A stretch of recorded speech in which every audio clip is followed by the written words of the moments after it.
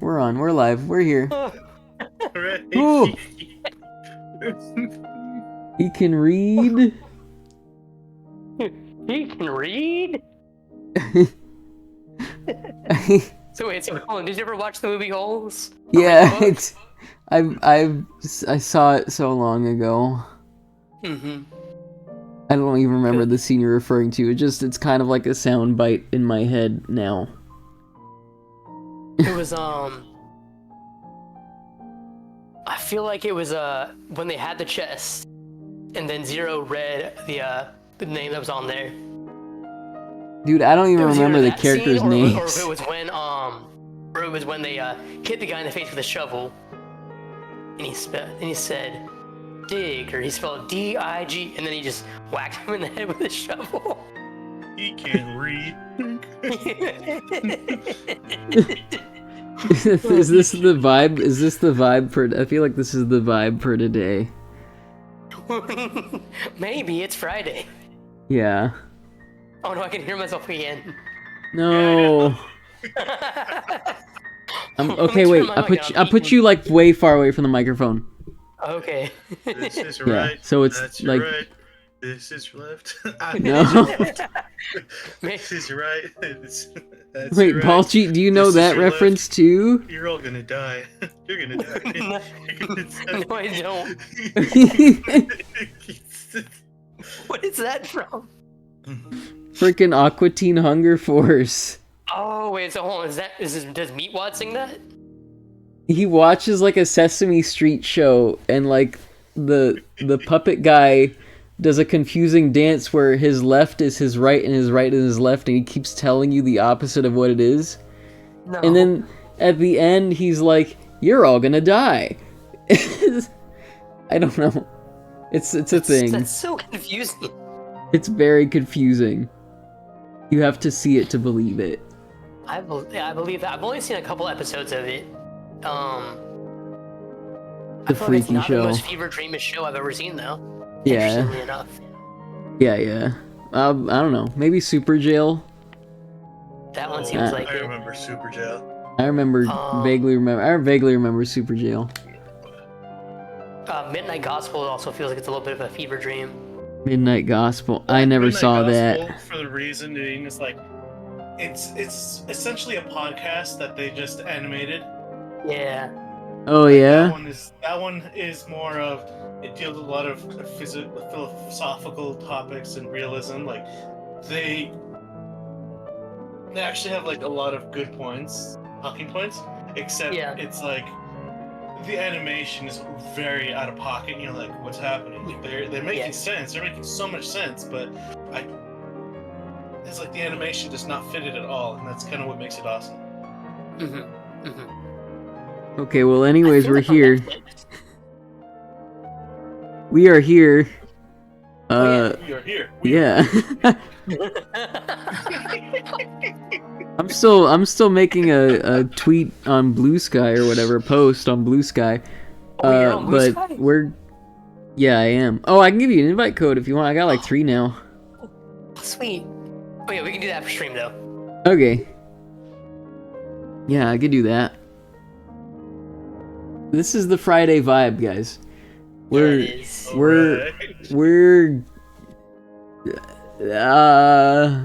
yeah. I think it's fuck around and find out Friday. Fuck around, find out Friday. Welcome to the Reading Renegade stream, where we're in the digital dojo / I don't know. Yeah. What he said. And we're gonna read more Frankenstein, and we're gonna vibe to all this classical romantic music. And we're gonna enjoy ourselves. And we're gonna have a good time. You're gonna have a good time. Sit the fuck down, listen. What I got. That's all I got. Hold your books, dang it. Hold your books, dang it.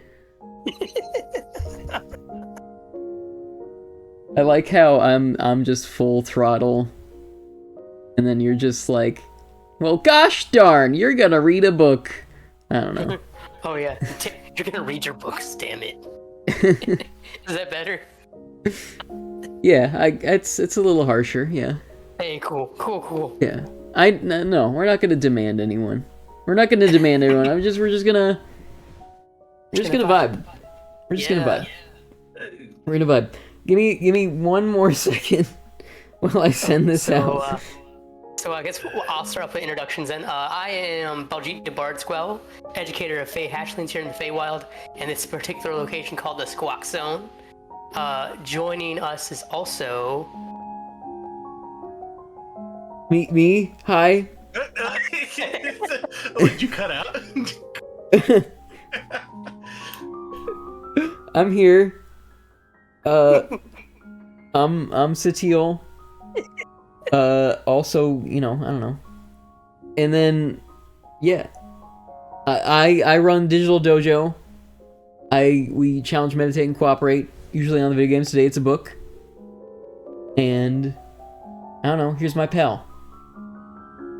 Oh, yes. I am the Superior Fudge, or Fudge Superior, or just Fudge. I live in between realms of...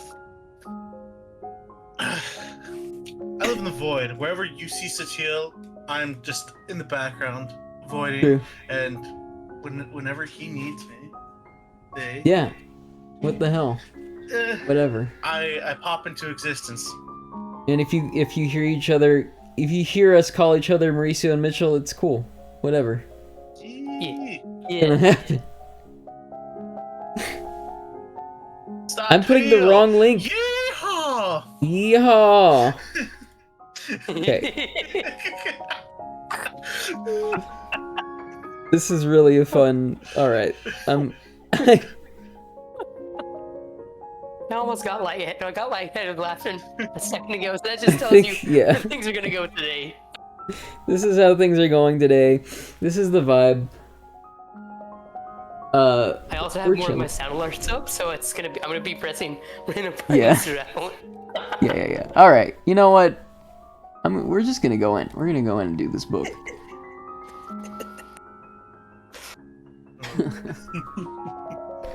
What happened last time? Does anyone want to summarize what happened last time on Frankenstein? Because I don't have any of the freaking words in my head right now.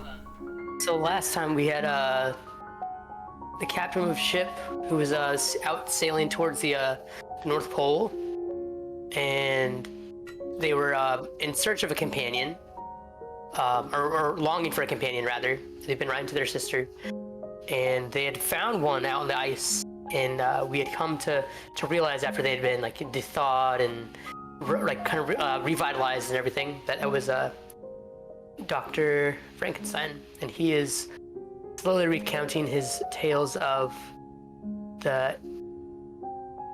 his introduction to science.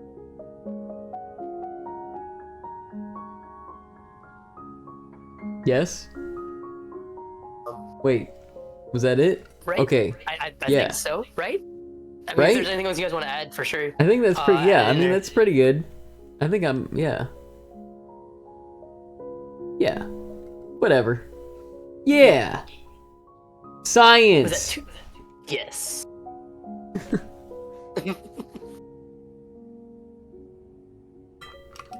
Science rules. I don't know if there's anything I can add right now. There's a lot of stuff to unpack in those first 2 chapters, right? Mm-hmm. But that's pretty much the essence of it. And then also it goes into detail about how his family, was raised and their relationships, and then also being like betrothed to your weird adopted sister. Yeah. So that's a factor. And then also learning wrong. Having read a bunch of alchemy and then being derided for it at college. But then, like, we kind of discussed at the end there, like, how basically he's taking these concepts, these alchemical concepts, right? And perhaps seeing new light in them where others haven't, because that's where what's his name, Waldman, the professor, right? Mm-hmm. He was like, they built up the foundations for us. It's important to study them in that way. And like, You got Crump. validation. Yeah, so he's like towing the line between like the old alchemists and the natural philosophies of modern chemistry. You know? So that's where we're at. In the story of Victor Frankenstein. Very nice, very nice. So I guess let's go ahead and start it off. Are we gonna go in the same order we did last time? We could. I know that I finished this off last time, so Right. definitely one of you, either or, you can go. I can start us off. I have chapter 3 pulled up right here. Okay. Chapter 3. From this day, natural philosophy, and particularly chemistry, in the most comprehensive sense of the term, became nearly my sole occupation. I read with ardor those works, so full of genius and discrimination, which modern inquirers have written on these subjects. I attended the lectures and cultivated the acquaintance of the men of science of the university, and I found even in, did we say Kremp? Click. I know the M. Krump.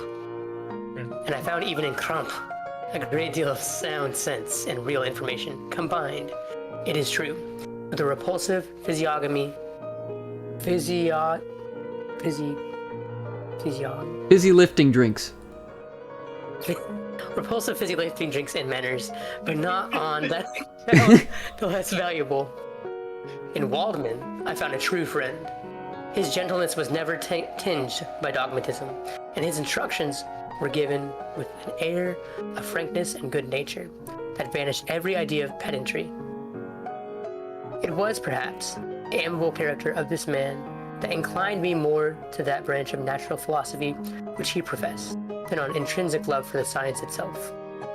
This state of mind had placed only in the first steps towards knowledge. The more fully I entered into the science, the more exclusively I pursued it for its own sake. That application, which at first had been a matter of duty and resolution, now became so ardent and eager that the stars often disappeared in the light of morning, whilst I was yet engaged in my laboratory. Or we say laboratory? Laboratory. I think it's both, right? Laboratory. Index's laboratory. Laboratory. Yes, laboratory. As I applied so closely, it may be easily conceived that I improved rapidly. My ardor was indeed the astonishment of the students, and my proficiency that of the masters. Professor Kremp often asked me, with a sly smile, how Cornelius Agrippa went on, whilst Waldman expressed the most heartfelt exultation in my progress. 2 years passed in this manner, during which I paid no visit to Geneva, but was engaged, heart and soul, in the pursuit of some discoveries, which I hope to make. None but those who have experienced them can conceive of the enticements of science. In other studies, you go as far as others have gone before you, and there is nothing more to know. But in a scientific pursuit, there is continual food for discovery and wonder. A mind of moderate capacity, which closely pursues one study, must infallibly arrive at great proficiency in that study. And I, who continually sought the attainment of one object of pursuit, and was solely wrapped in this, improved so rapidly that at the end of 2 years, I made some discoveries in the improvement of some chemical instruments, which procured me great esteem and admiration at the university. When I had arrived at this point, and had become as well acquainted with the theory and practice of natural philosophy as depended on the lessons of any of the professors in Ingolstadt, a residence there being no longer conducive to my improvements, I thought of returning to my friends in my native town, when an incident happened that protracted my stay. One of the phenomena which had peculiarly attracted my attention was the structure of the human frame, and indeed any animal endued with life. Whence I often asked myself, When did the principle of life proceed? It was a bold question, and one which has ever been considered as a mystery. Yet with how many things we upon the brink of becoming acquainted, if cowardice or carelessness did not restrain our inquiries. I revolved these circumstances in my mind and determined thenceforth to apply myself more particularly to those branches of natural philosophy which relate to physiology. Unless I had been animated by an almost supernatural enthusiasm, my application to this study would have been irksome and almost intolerable. To examine the causes of life, we must first have recourse to death. I became acquainted with the science of anatomy, but this was not sufficient. I must also observe the natural decay and corruption of the human body. In my education, my father had taken the greatest precautions that my mind should be impressed with no supernatural horrors. I do not ever remember to have trembled at a tale of superstition or to have feared the apparition of a spirit. Darkness had no effect on my fancy, and a churchyard was to me merely the receptacle of bodies deprived of life, which from being the seat of beauty and strength had become food for the worm. Now I was led to examine the cause and progress of this decay, and forced to spend days and nights in vaults and charnel houses. The attention was fixed upon every object the most insupportable to the delicacy of the human feelings. I saw how the fine form of man was degraded and wasted. I beheld the corruption of death succeed to the blooming cheek of life. I saw how the worm inherited the wonders of the eye and brain. I paused, examining and analyzing all the minute causation. Is that minutia? Is that what that is? Yeah. Yes. All the minutiae of causation as exemplified in the change from life to death and death to life, until from the midst of this darkness a sudden light broke in upon me. A light so brilliant and wondrous, yet so simple, that while I became dizzy with the immensity of the prospect which it illustrated, I was surprised that among so many men of genius who had directed their inquiries toward the same science, that I alone should be reserved to discover so astonishing a secret.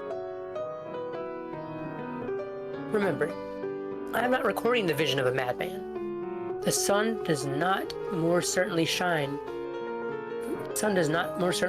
in the heavens than that which I have now affirmed is true. Some miracle might have produced it, yet the stages of the discovery were distinct and probable. After days and nights of incredible labor and fatigue, I succeeded in discovering the cause of generation in life. Nay, more, I became myself capable of bestowing animation upon lifeless matter. The astonishment which I had at first experienced on this discovery soon gave place to delight and rapture. After so much time spent in painful labor, to arrive at once at the summit of my desires was the most gratifying consummation of my toils. But this discovery was so great and overwhelming that all the steps by which I had been progressively led to it were obliterated, and I beheld only the result. What had been the study and desire of the wisest men since the creation of the world was now within my grasp. Not that, like a magic scene, it all opened upon me at once. The information I had obtained was of a nature rather to direct my endeavors so soon as I should point them towards the object of my search, than to exhibit the object already accomplished. I was like Arabian, who had been buried with the dead, and found a passage to life aided only by one glimmering and seemingly ineffectual light. See by your eagerness, and the wonder and hope which your eyes express, my friend, that you expect to be informed of the secret within which I am acquainted. That cannot be. Listen patiently until the end of my story, and you will easily perceive why I am reserved upon that subject. I will not lead you on, unguarded and ardent as I then was. to your destruction, an infallible misery. Learn from me, if not by my precepts, at least by my example. How dangerous is the acquirement of knowledge, and how much happier that man is who believes his native town to be the world, than he who aspires to become greater than his nature will allow. When I found so astonishing a power placed within my hands, I hesitated a long time concerning the manner in which I should employ it. Although I possess the capacity of bestowing animation, yet to prepare a frame for the reception of it, with all its intricacies of fibers, muscles, and veins, still remained a work of unconceivable difficulty and labor. I doubted at first whether I should attempt the creation of a being like myself or one of simpler organization, but my imagination was too much exalted by my first success to permit me to doubt my ability to give life to an animal as complex and wonderful as man.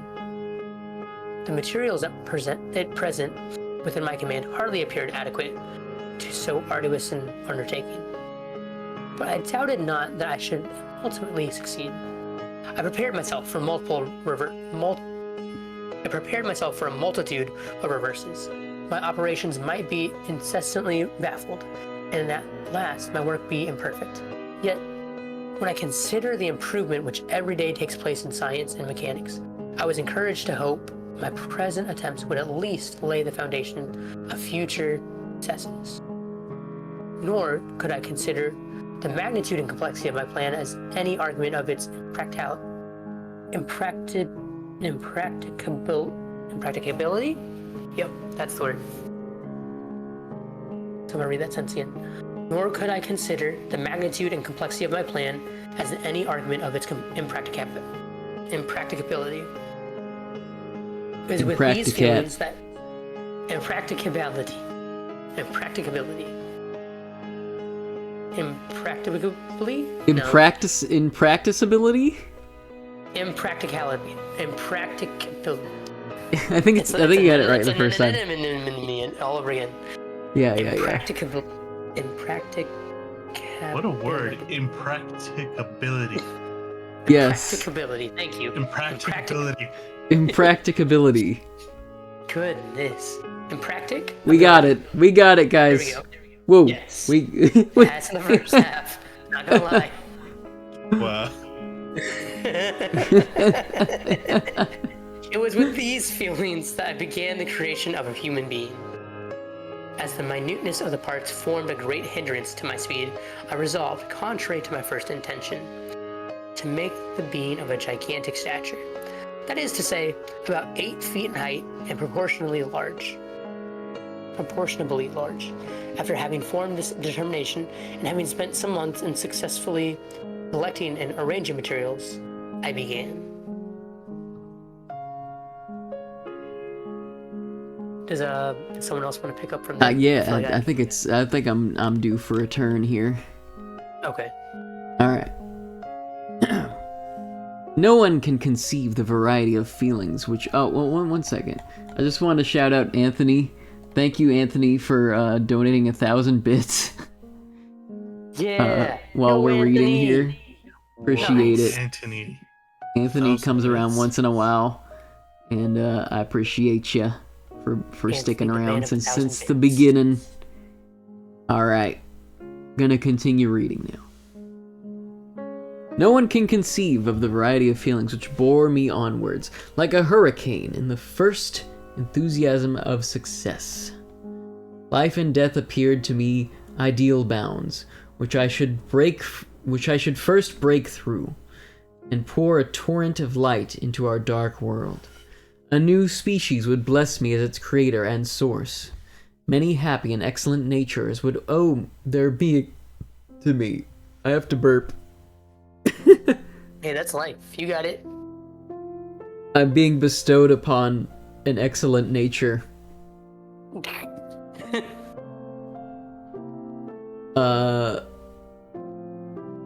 No father could claim the gratitude of his child so completely as I should deserve theirs, Pursuing these reflections, I thought that if I could bestow animation upon lifeless matter, I might in process of time, although I've found it impossible, renew life where death had apparently devoted the body to corruption.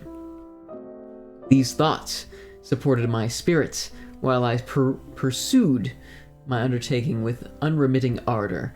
My cheek had grown pale with study, and my person had become emaciated with confinement.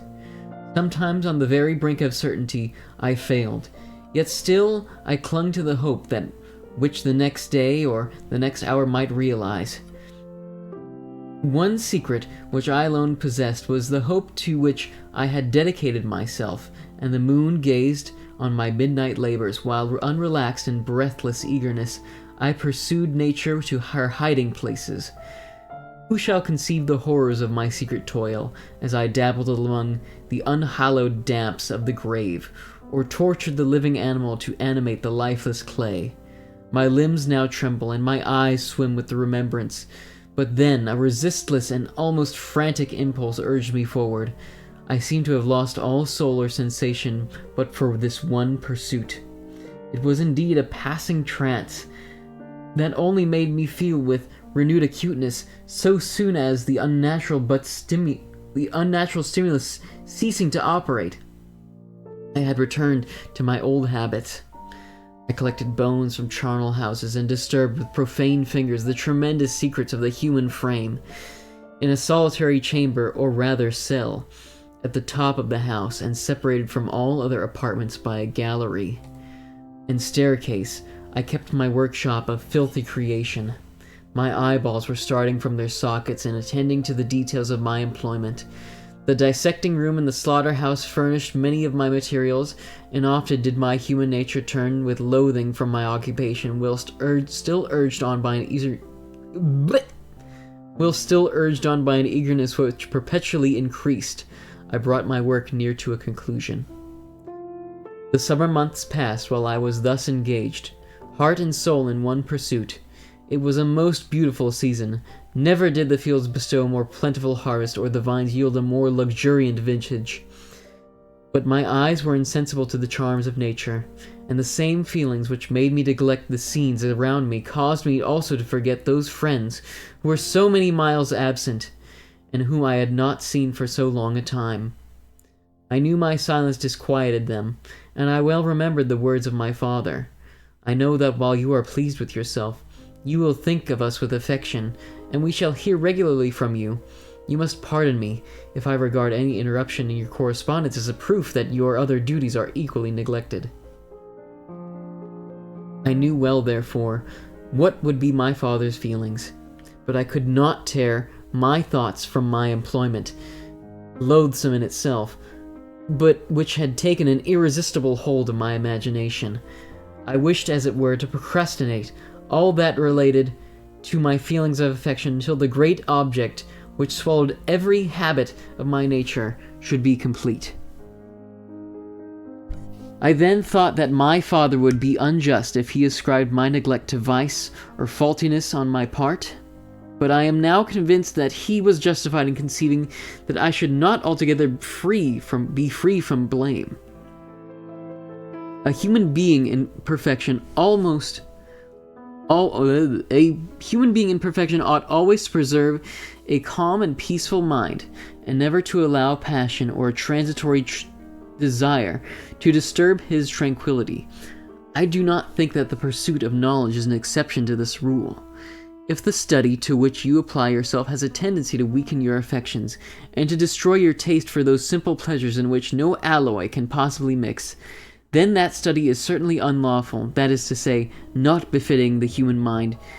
If this rule were always observed, if no man allowed any pursuit whatsoever to interfere with tranquility of his domestic affections, Greece had not been enslaved, Caesar would have spared his country, America would have been discovered more gradually, and the empires of Mexico and Peru would not have been destroyed. But I forgot I am moralizing the most interesting part of my tale, and your looks remind me to proceed. My father made no reproach in his letters, and only took notice of my silence by inquiring into my occupations more particularly than before. Winter, spring, and summer passed away during my labors.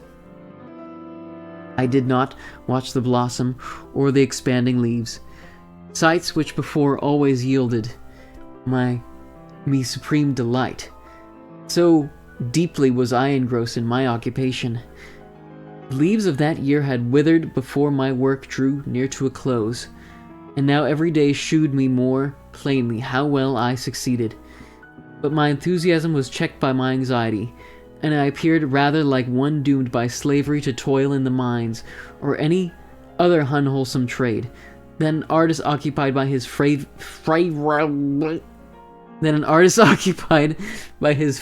employment. Every night I was oppressed by a slow fever, and I became nervous to a most painful degree, a disease that I regretted the more because, oh man, I'm just stumbling on some of these words, but I'm on a roll. Every night I was oppressed by a slow fever, and I became nervous to a most painful degree, a disease that I regretted the more because I had hitherto enjoyed most excellent health, and had always boasted the firmness of my nerves. But I believed that exercise and amusement would soon drive away such symptoms, and I promised myself both of these when my creation should be complete. Ta-da! Chapter 4.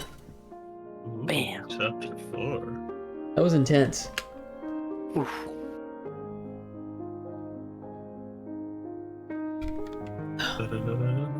Is there anything we want to talk about with Chapter 3? Mm-hmm. My boy's already digging up bodies. What? Yeah. What? Yeah.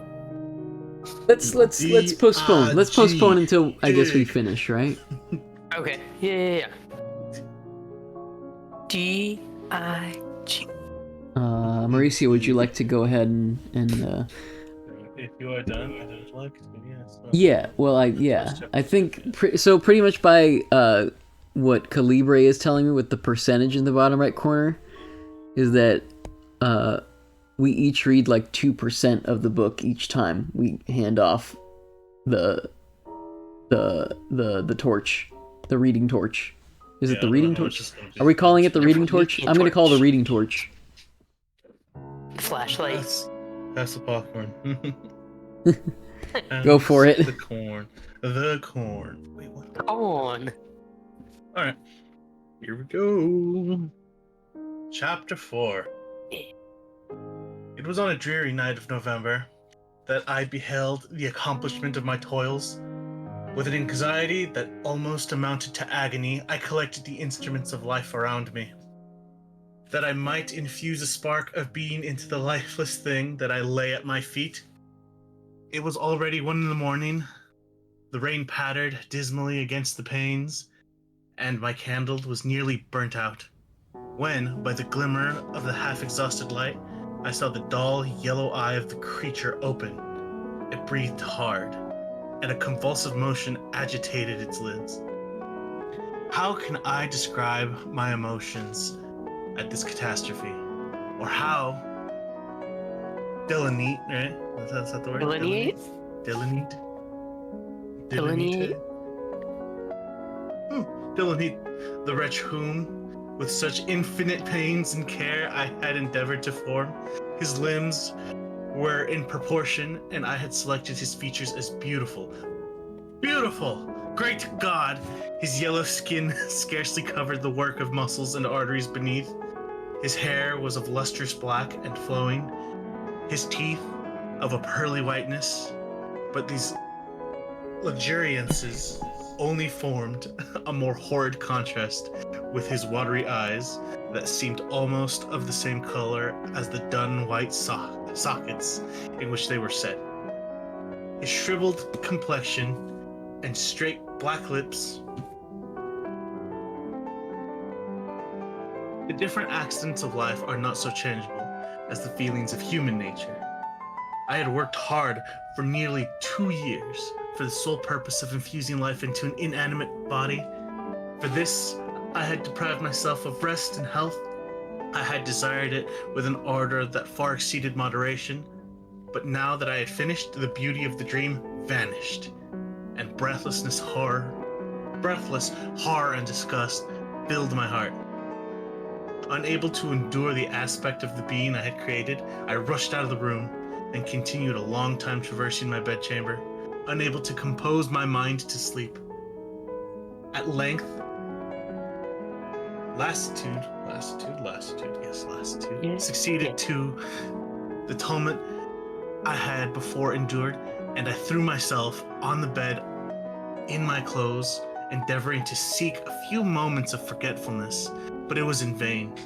I slept indeed, but I was disturbed by the wildest dreams. I thought I saw Elizabeth, in the bloom of health, walking in the street of Ingolstadt. Delighted and surprised, I embraced her, but as I imprinted the first kiss on her lips, they became vivid with the hue of death. Her features appeared to change, and I thought I had helped the corpse of my dead mother in my arms. A shroud enveloped her form, and I saw the grave worms crawling in the folds of the flannel. I started from my sleep with horror. A cold dew covered my forehead, my cheek tattered, and every limb became convulsed. When, by the dim and yellow light of the moon, as it forced its way through the window shutters, I beheld the wretch, the miserable monster whom I had created. He held up the curtain of the bed, and his eyes, if eyes they may be called, were fixed on me. His jaws opened, and he muttered some inarticulate sounds, while a grin wrinkled his cheek. He might have spoken, but I did not hear. One hand was stretched out, seemingly to detain me, but I escaped and rushed down the stairs. I took refuge in the courtyard belonging to the house which I inhabited, where I remained during the rest of the night, walking up and down in the greatest agitation, listening attentively, catching and fearing each sound as if it were to announce the approach of this demoniacal corpse to which I had so miserably given life. Oh, no mortal could support the horror of that countenance. A mummy again imbued with animation. Not be so hideous as that wretch. I had gazed on him while unfinished. He was ugly then, but when those muscles and joints were rendered capable of motion, it became a thing such as even Dante could not have conceived. I passed the night wretchedly. Sometimes my pulse beat so quickly and hardly that I felt the palpitation of every artery. At others, I nearly sank to the ground through languor and extreme weakness. Mingled with this horror, I felt the bitterness of disappointment. Dreams that had been my food and pleasant rest for so long a space were now become a hell to me. And the change was so rapid, the overthrow was so complete. Morning, dismal and wet, at length dawned, and discovered to my sleepless and aching eyes the church of Ingolstadt. Its white steeple and clock, which indicated the 6th hour.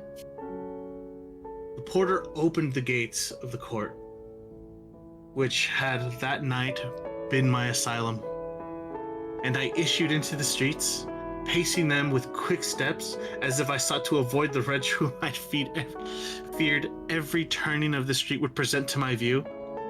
I did not dare return to the apartment which I inhabited, but felt impelled to hurry on, although wetted by the rain which poured from a black and comfortless sky. I continued walking in this manner for some time, endeavoring by bodily exercise to ease the load that weighed upon my mind. I traversed the streets without any clear conception of where I was or what I was doing. My heart palpitated in the sickness of fear, and I hurried on with irregular steps, not daring to look about me. Like one who, on a lonely road, doth walk in fear and dread, and having once turned around walks on, and turns no more his head. But because he knows a frightful fiend doth close behind him tread. Continuing thus, I came at length opposite to the inn at which the various diligences and carriages usually stopped. Here I paused, I knew not why. But I remained some minutes with my eyes fixed on a coach that was coming towards me from the other end of the street. As it drew near, I observed that it was the Swiss diligence. It stopped just where I was standing, and on the door being opened, I perceived Henry Clerval, who, on seeing me, instantly sprung out. "My dear Frankenstein," he exclaimed, "how glad I am to see you. How fortunate that you should be here at the very moment of my alighting." Nothing could equal my delight on seeing Clerval. His presence brought back to my thoughts my father, Elizabeth, and all those scenes of home so dear to my recollection. I grasped his hand and in a moment forgot my horror and misfortune. I felt, suddenly, for the first time during many months, calm and serene joy. I welcomed my friend, therefore, in the most cordial manner, and we walked towards my college. Clerval continued talking for some time about our mutual friends and his own good fortune in being permitted to come to Ingolstadt. You may easily believe, he said, how great was the difficulty to persuade my father that it was not absolutely necessary for a merchant not to understand anything except bookkeeping. And indeed, I believe I left him incredulous to the last, for his constant answer to my unwearied entreaties was the same as that of the Dutch schoolmaster and the vicar of Wakefield. "I have 10,000 florins a year without Greek. I eat heartily without Greek." But his affection for me at length overcame his dislike for learning, and he has permitted me to undertake a voyage of discovery to the land of knowledge. It gives me the greatest delight to see you, but tell me how you left my father, brothers, and Elizabeth. "Very well, and very happy. Only a little uneasy that they hear from you so seldom. By the by, I mean to lecture you a little upon their account myself. But my dear Frankenstein," he continued, stopping short and gazing full in my face, "I did not before remark how very ill you appear, so thin and pale. You look as if you had been watching for several nights. You have guessed right. I have lately been so deeply engaged in one occupation that I have not allowed myself sufficient rest, as you see, but I hope sincerely that all these employments are now at an end, and that I am at length free." I don't know if anyone wants to take it there. How much was that? I don't know. You're good. Good as in yeah. keep going, good as in pass it on. I don't know. Like Whatever. I feel like you guys Do are you feel like passing it on? Okay, I can pick it up. That's fine. Yeah. Yeah. I trembled excessively. I could not endure to think of, and far less to allude to the occurrences of the preceding night. I walked with a quick pace, and soon we arrived at my college. I then reflected, and the thought made me shiver, that the creature whom I had left in my apartment might still be there, alive, and walking about. I dreaded to behold this monster, but I feared still more that Henry should see him. Entreating him, therefore, to remain a few minutes at the bottom of the stairs, I darted up towards my own room. My hand was already on the lock of the door before I recollected myself. I then paused, and a cold shivering came over me. I threw the door forcibly open, as children are accustomed to do when they expect a specter to stand in waiting for them on the other side, but nothing appeared. I stepped fearfully in. The apartment was empty. and my bedroom was also freed from its hideous guest. I could hardly believe that so great a good fortune could have befallen me. When I became assured that my enemy had indeed fled, I clapped my hands for joy and ran down to Clerval. We ascended into my room, and the servant presently brought breakfast, but I was unable to contain myself. It was not joy only that possessed me. I felt my flesh tingle with the excessive sensitiveness, and my pulse beat rapidly. I was unable to remain for a single instant in the same place. I jumped over the chairs, clapped my hands, and laughed aloud. Clerval at first seemed attributed by my unusual spirits to joy on his arrival, but when he observed me more attentively, he saw a wildness in my eyes for which he could not account, and my loud, unrestrained, heartless laughter frightened and astonished him. My dear Victor, he cried, what, for God's sake, is the matter? Do not laugh in that manner. How ill you are! What is the cause of all this? Do not ask me, I cried, putting my hands before my eyes, for I thought I saw the dreaded spectre glide into the room. He could tell. Oh, save me! Save me! I imagined that the monster seized me. I struggled furiously and fell down in a fit. Poor Clerval, what must have been his feelings? A meeting which he had anticipated with such joy so strangely turned into bitterness. But I was not the witness of his grief, for I was lifeless, and I did not recover my senses for a long, long time. I'm gonna pause you for a second. Yeah. Because I didn't realize the screen share had stopped. Oh, for the audio? Yeah. Yeah. Yeah. Well, there you go. I was wondering. I don't hear any Yeah. music this time. I'm like, I'm just. I was gonna comment. I was like, I don't know if you guys can hear the music, because I was like, what happened? I had to go Badoop earlier. Oh wait, I just peeked. Oops. Yeah. Oopsie daisy. Oopsie daisy. Oopsie poopsie. Okay, I'm gonna leave the window on in the background to make sure it doesn't close again. Okay, let me click back on that stream then so I can have music go through on my stream real quick. Yeah. Okay. Okay. The music's been going good on my end though. Okay, is it on right now? Yeah, it's on. Oh, there we go. Hear it. You can't hear it? That's my fault. Now I hear it. Now you hear it. Adjust the volume however you like on your end. I'm gonna keep it up on mine. Yeah, for some reason it was muted. Alright, so it's all good.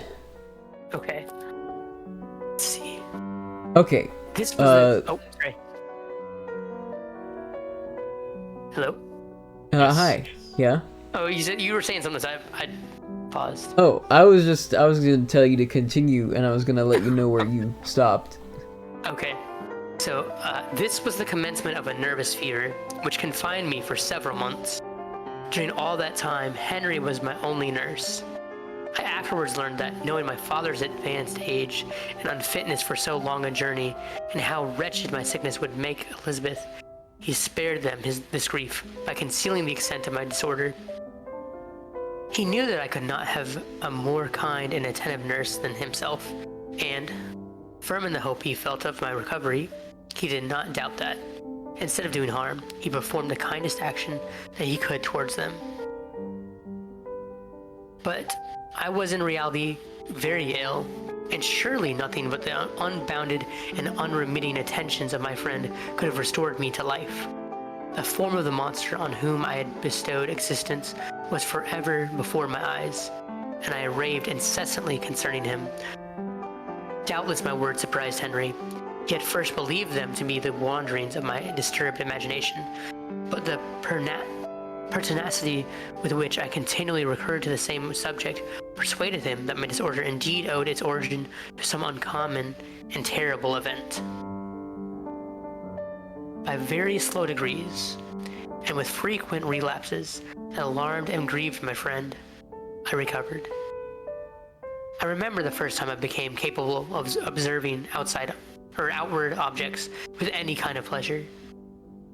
I perceived that the fallen leaves had disappeared and that the young buds were shooting forth from the trees that shaded my window. It was a divine spring, and the season contributed greatly to my convalescence.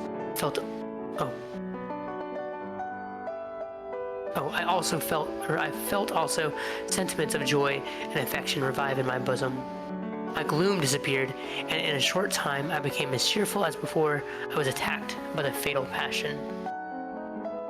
"Dearest Clerval," I exclaimed, "how kind, how very good you are to me. This whole winter, instead of being spent in study, as you promised yourself, has been consumed in my sick room. How shall I ever repay you? I feel the greatest remorse for the disappointment of which I have been the occasion. But you will forgive me. You will repay me entirely if you do not discompose yourself, but get well as fast as you can. And since you appear in such good spirits, I may speak to you on one subject, may I not?" I trembled. One subject. What could it be? Could he allude to an object on whom I dared not even think? "Compose yourself," said Clerval, who observed my change of color. "I will not mention it, if it agitates you, but your father and cousin would be very happy if they received a letter from you in your own handwriting. They hardly know how ill you have been, and are uneasy at your long silence. Is that all, my dear Henry? How could you suppose that my first thought would not fly towards those dear friends whom I love, and who are so deserving of my love? If this is your present temper, my friend, you will perhaps be glad to see a letter that has been lying here some days for you. It is from your cousin, I believe." All right. Letter time. Yeah.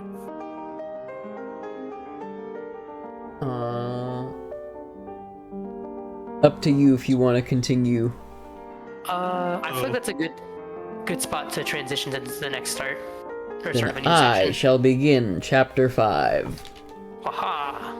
I would like to put some input here. Yeah. Ah. So,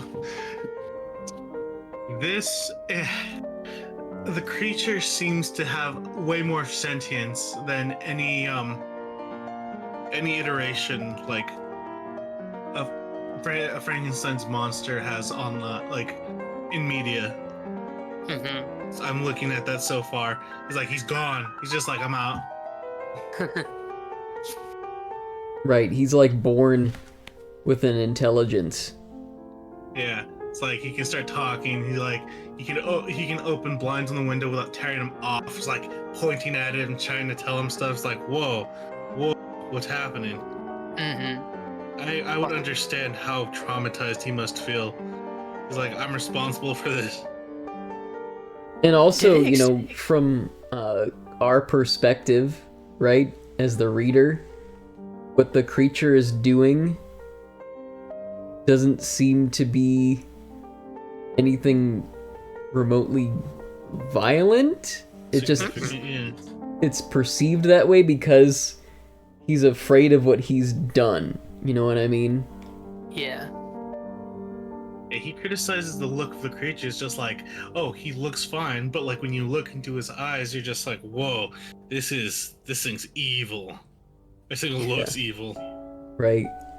It didn't seem like there was so much emphasis on like what brought it back to life either. I feel like there's always been a scene in my mind of just the it's alive kind of thing, and it almost seemed like it had passed over any kind of event like that. It just said that the creature's eyes had opened. Yeah. It just happened. He's just like, he found the way to do it. But I feel like a lot of people put an emphasis, like they draw out the whole, oh my god, he's bringing out, he's digging up dead bodies, he's piecing it together. He's there's this extensive like laboratory scene, and it's like, no, this is very refreshing to hear like his forethoughts of everything that's happening. It's just like he was just so obsessed with the way he was, wanted to experiment, and at the very end, he's just like, this isn't what I wanted at all. Right. He was so obsessed with the concept of it, right? Rather than what the end product might be, I guess, and how he might relate to it. Is really what I gather, I think. You know? Yeah. I would really have to wonder where the story's going to go from here, because this is so early into the story. Yeah. Like, I always thought that the creation of the monster was going to be like the climax or some... Right. Yeah. How many chapters are there in this story? 18, I believe. That gives room for a lot of development.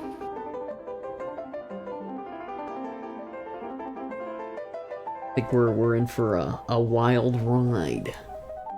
Welcome in, local madman. How are you doing? Madman! Local madman.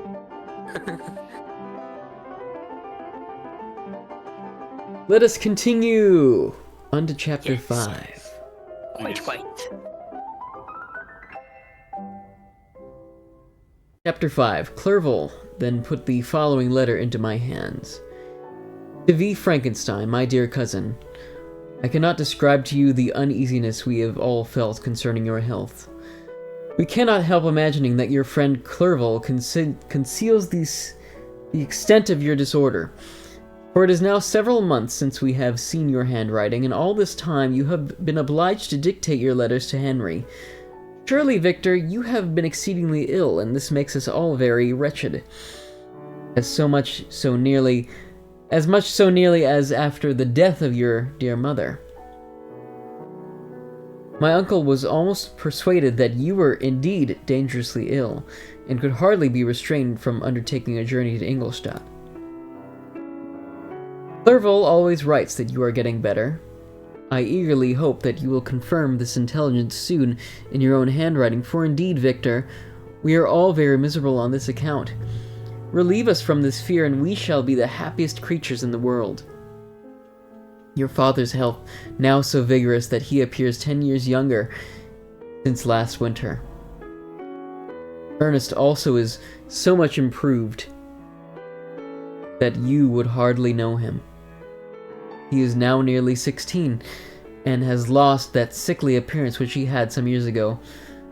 He's grown quite robust and active.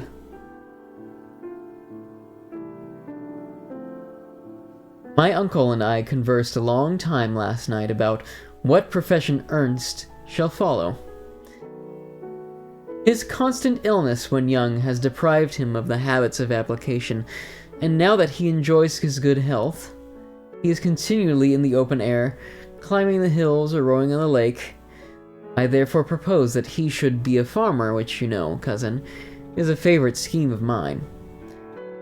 A farmer's is a very healthy, happy life, and the least hurtful, or rather the most beneficial profession of any.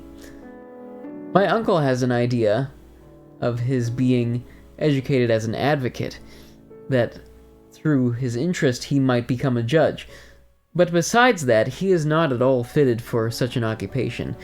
It is certainly more creditable to cultivate the earth for sustenance of man, than to be the confidant and sometimes the accomplice of his vices, which is the profession of a lawyer.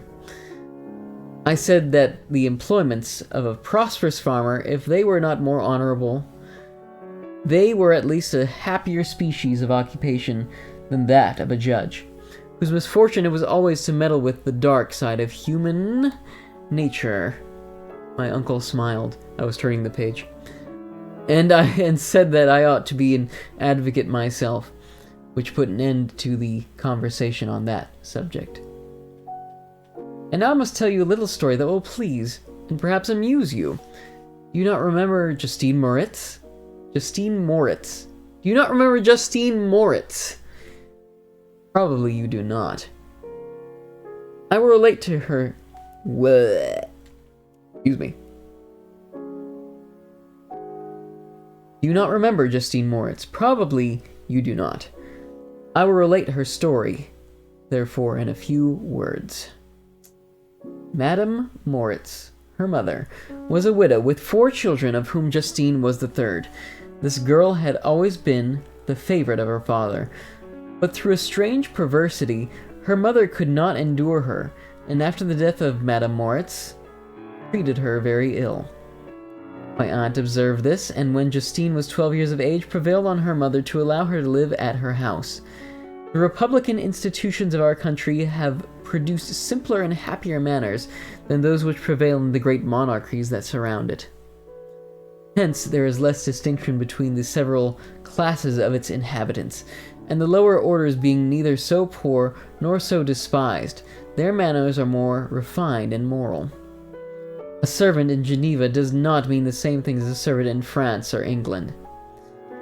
Justine, thus received in our family, learned the duties of a servant, a condition which in our fortunate country does not include the idea of ignorance, and a sacrifice of the dignity of a human being. After what I have said, I dare say you will remember the heroine of my little tale, for Justine was a great favorite of yours, and I recollect you once remarked that if you were in ill humor, one glance from Justine could dissipate it, for the same reason that Ariosto gives concerning beauty of Angelica. One glance from Justine could dissipate it, for the same reason that Ariosto gives concerning the beauty of Angelica. She looked so frank-hearted and happy. My aunt conceived a great attachment for her, by which she induced to give her an education superior to that which she had first intended. This benefit was fully repaid. Justine was the most grateful little creature in the world. I do not mean that she made any professions. I never heard one pass her lips. But you could see by her eyes that she almost adored her protectress. She almost adored her... Okay, wait. Let me reread that. I never heard one pass her lips, but you could see by her eyes that she almost adored her protectress. I felt more confident on that one. Although her disposition was gay, and in many respects inconsiderate, yet she paid the greatest attention to every gesture of my aunt. He thought her the model of all excellence, and endeavored to imitate her phraseology and manners, so that even now she often reminds me of her. When my dearest aunt died, everyone was too much occupied in their own grief to notice poor Justine, who had attended her during her illness with the most anxious affection. Poor Justine was very ill, but other trials were reserved for her. One by one, her brothers and sister had died, and her mother, with the exception of her neglected daughter, was childless. The conscience of the woman was troubled. She began to think that the deaths of her favorites was a judgment from heaven to chastise her partiality. She was a Roman Catholic, and I believe her confessor confirmed the idea which she had conceived. Accordingly, a few months after your departure for Ingolstadt, Justine was called home by her repentant mother. Poor girl, she wept when she quitted our house. She was much altered since the death of my aunt. Grief had given softness and a winning mildness to her manners, which had before been remarkable for vivacity. Nor was her residence at her mother's house of a nature to restore her gaiety. The poor woman was very vacillating in her repentance. She sometimes begged Justine to forgive her unkindness, but much oftener accused her of having caused the deaths of her brothers and sister. Perpetual fretting at length threw Madame Moritz into decline, which had first increased her irritability, but she is now at peace forever. She died on the first approach of cold weather, at the beginning of this last winter. Justine has returned to us, and I assure you I love her tenderly. She is clever and gentle, and extremely pretty. As I mentioned before, her mien and expressions continually remind me of my dear aunt. I must say also a few words to you, my dear cousin, of little darling William. I wish you could see him. He is very tall of his age, and with laughing blue eyes, dark eyelashes, and curling hair. When he smiles, 2 little dimples appear on each cheek, which are rosy with health. He has already had 1 or 2 little wives, but Louisa Biron is his favorite. A pretty little girl of 5 years of age. Now, dear Victor, I dare say you wish to be indulged in a little gossip concerning the good people of Geneva. The pretty Miss Mansfield has already received the congratulatory visits on her approaching marriage with a young Englishman, John Melbourne, Esquire. Her ugly sister, Manon, married Monsieur de Villard, the rich banker, last autumn. Your favorite schoolfellow, Louis Manoir, has suffered several misfortunes since the departure of Clerval from Geneva. But he has already recovered his spirits, and is reported to be on the point of marrying a very lively, pretty Frenchwoman, Madame Tavernier. She is a widow, much older than Manoir, but she is very much admired, and a favorite with everybody. I have written myself into good spirits, dear cousin, yet I cannot conclude without again anxiously inquiring concerning your health, dear Victor. If you are not very ill, write yourself, and make your father and all of us happy. Or I cannot bear to think of the other side of the question. My tears already flow. Adieu, my dearest cousin, Elizabeth Lavenza. Geneva, March 18th, 17...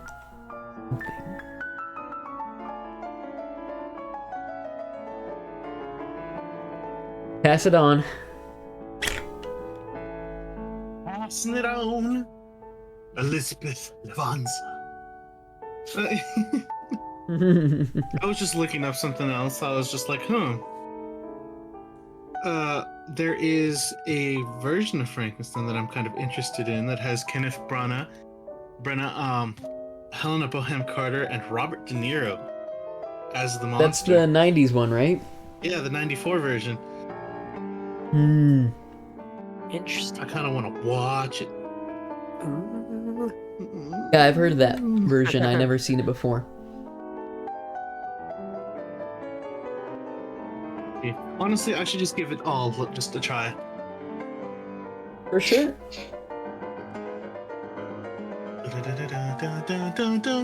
All right.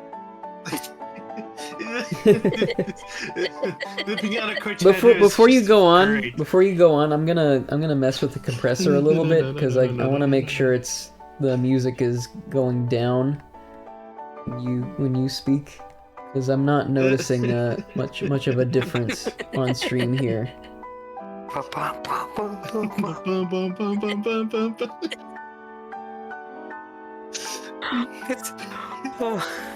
I can almost imagine like a Looney Tunes thing going in the background. Yeah, Something's weird with the compressor. I'm not sure. Okay. You want me to just go for it? Yeah, just go for it. I'll adjust it in the background. Okay. Dear Elizabeth, I exclaimed when I had read her letter. I will write instantly and relieve them from the anxiety they must feel. I wrote, and this exertion greatly fatigued me, but my convalescence had commenced and proceeded regularly. And another fortnight, I was able to leave my chamber. One of my first duties on my recovery was to introduce Clerval to the several professors of the university. In doing this, I underwent a kind of rough usage, ill-befitting the wounds that my mind had sustained. Ever since the fatal night, the end of my labors and the beginning of my misfortunes, I had conceived a violent antipathy even to the name of the natural philosophy. When I was otherwise quite restored to health, the sight of a chemical instrument would renew all the agony of my nervous symptoms. Henry saw this and had removed all my apparatus from my view. He had also changed my apartment, for he perceived that I had acquired a dislike for the room which had previously been my laboratory. But these cares of Clerval were made of no avail when I visited my professors. Monsieur Waldman inflicted torture when he praised with kindness and warmth the astonishing progress I had made in the sciences. He soon perceived that I disliked the subject, but not guessing the real cause, he attributed my feelings to modesty and changed the subject from my improvement to the science itself, with a desire, as I evidently saw, of drawing me out. What could I do? He meant to please, and he tormented me. I felt as if he had placed carefully one by one in my view those instruments which were to be afterwards used in putting me to a slow and cruel death. I writhed under his words, yet dared not to exhibit the pain I felt. Clerval, whose eyes and feelings were always quick in discerning the sensations of others, declined the subject, alleging an excuse, his total ignorance, and the conversation took a more general turn. I thanked my friend from my heart, but I did not speak. I saw plainly that he was surprised, but he never attempted to draw my secret from me.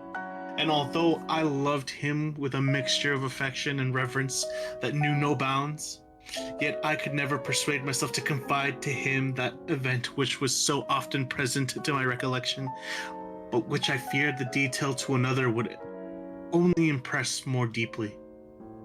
Monsieur Krempe was not equally docile, and my condition at the time of almost insupportable sensitiveness was harsh, blunt, and encomiums gave me even more pain than the benevolent approach of Monsieur Waldman.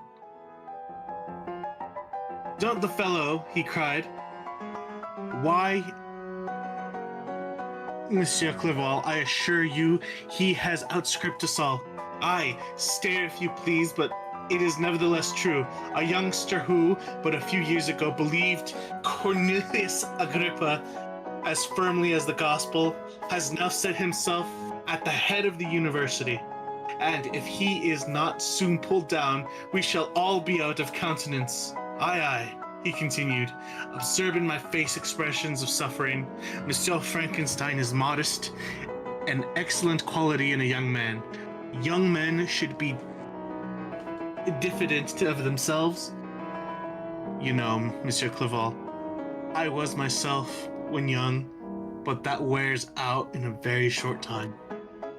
Monsieur Krempe had now commenced an eulogy on himself, which happily turned the conversation from a subject that was so annoying to me. Clerval was no natural philosopher. His imagination was too vivid for them. There's that word again. Minutia? Minutia of science. Thank you. Yeah. Languages were his principal study, and he sought by acquiring their elements to open a field for self-instruction on his return to Geneva. Persian, Arabic, and Hebrew gained his attention after he had made himself perfectly master of Greek and Latin.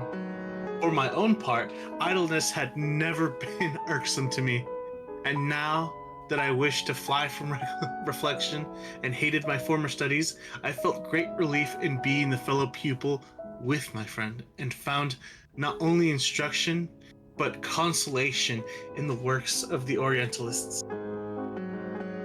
Their melancholy is soothing, and their joy elevating to a degree I never experienced in studying the authors of any other country.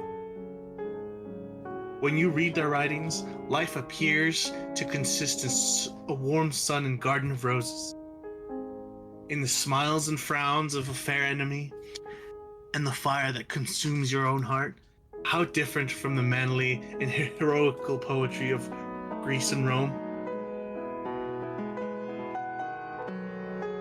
Summer passed away in these occupations, and my return to Geneva was fixed for the latter end of autumn. but being delayed by several accidents, winter and snow arrived. The roads were deemed impassable, and my journey was slowed. Is that what that word means? In that case, yeah. Mm-hmm. Okay. It was slowed down. Yeah. Okay.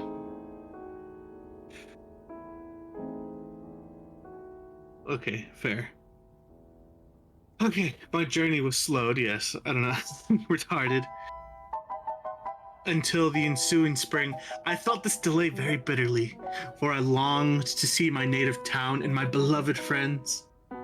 My return had only been delayed so long from an unwillingness to leave Clerval in a strange place before he had become acquainted with any of its inhabitants.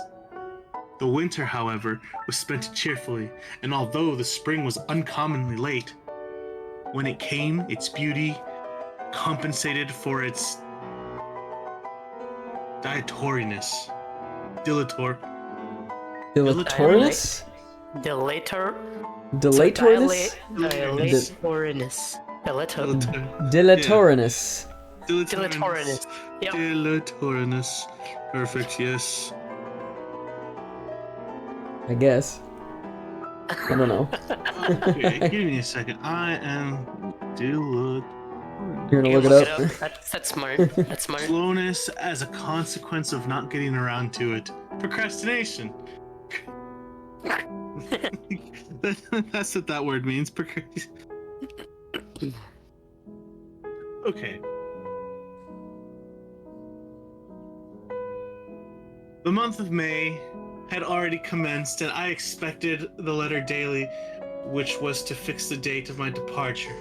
When Henry proposed a pedestrian tour in the environs of Ingolstadt, that I might bid a personal farewell to the country I had so long inhabited, I acceded with pleasure to this proposition. I was fond of exercise, and Clerval had always been my favorite companion in the rambles of this nature that I had taken among the scenes of my native country. We passed a fortnight in these preambulations. My heart and spirits had long been restored, and they gained additional strength from the salubrious air I breathed, the natural incidents of our progress, and the conversation of my friend. Study had before secluded me from the intercourse of my fellow creatures and rendered me unsocial, but Clerval called forth the better feelings of my heart. He again taught me to love the aspect of nature and the cheerful faces of children. Excellent friend, how sincerely did you love me and endeavor to elevate my mind until it was on the level with your own. A selfish pursuit had cramped and narrowed me until your gentleness and affection warmed and opened my senses. I became the same happy creature who, a few years ago, loving and beloved by all, had no sorrow or care. When happy, inanimate nature had the power of bestowing on me the most delightful sensations. A serene sky and a verdant field filled me with ecstasy. The present season was indeed divine. The flowers of spring bloomed in the hedges, while those of summer were already in bud. I was undisturbed by thoughts which during the preceding year had pressed upon me, notwithstanding my endeavors to throw them off with an invincible burden. Henry rejoiced at my gaiety and sincerely sympathized in my feelings. He exerted himself to amuse me while he expressed the sensations that filled his soul. The resources of his mind on this occasion were truly astonishing. His conversation was full of imagination, and very often, in imitation of the Persian or Arabic writers, he invented tales of wonderful fancy and passion. At other times, he repeated my favorite poems and drew me into arguments, which he supported with great ingenuity. We returned to our college on a Sunday afternoon. The peasants were dancing, and everyone we met appeared gay and happy. My own spirits were high, and I bounded along with feelings of unbridled joy and hilarity. He certainly had a good babysitter. His nurse. Was it Nurse Henry? Here's Henry Cavill.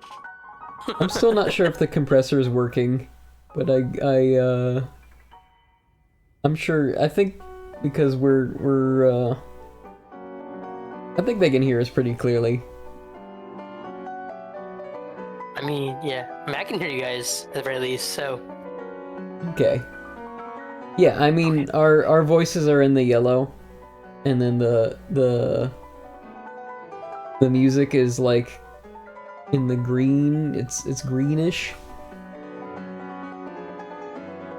But like when I speak, I have it set up so that the music goes down a little bit when I speak with the compressor. I don't know why the compressor's not working for you guys. I'm trying to figure that out. But it's something I'll have to work on Does it later. usually work on other people's mics? Usually it should. It's just a side chain or a ducking source. It's an audio ducking thing. So I don't know. Maybe there's some sort of setting I need to figure out that I haven't yet. But either way, our voices are well above the music. Yes. Yes. Fair. Yes. So, my question here is, do we want to finish up Volume 1? Because we are only one chapter... Or are we? Did we just do Chapter 6? Yeah, we're on Chapter 6. We're about to do Chapter None of us have read this yet. Yeah, okay, you're right. Yeah. Never mind. Chapter 7 is the end of Volume 1. For some Right. reason I had... Well, because you were reading the revised version before we had started Yes. our reading aloud. Yeah. Which I think from now on, I think we should just meet up and read aloud. I think so too, yeah. I think Instead of having pre-read the chapters and then reading them. I think this is a good experience. It is. Yeah. I like this Yeah. a lot. And it makes So sense if for that's the case- Baljeet and his schedule, you know? So, Yeah. Yeah. So does that mean Chapter 6 is the end of this volume then, or is it really Chapter 7? It's Chapter 7 in this. but Okay. let's get to Gotcha. let's see if we can do it. Yeah. Are we game? We can try it. Yeah. Let's go for it. Yeah. Yeah, we just need 2 more chapters and we're done with Volume 1. Mm-hmm. I'm having fun. Yeah. Right. Chapter 6. On my return, I found the following letter from my father. To V. Frankenstein. My dear Victor, you have probably waited impatiently for a letter to fix the date of your return to us. And I was at first tempted to write only a few lines, merely mentioning the day on which I should expect you. But that would be a cruel kindness, and I do not dare do it. What would become of your surprise, my son, when you expected a happy and gay welcome to behold? On the contrary, tears and wretchedness. Let me read that again. What would be your surprise, my son, when you expected a happy and gay welcome to behold? On the contrary, tears and wretchedness?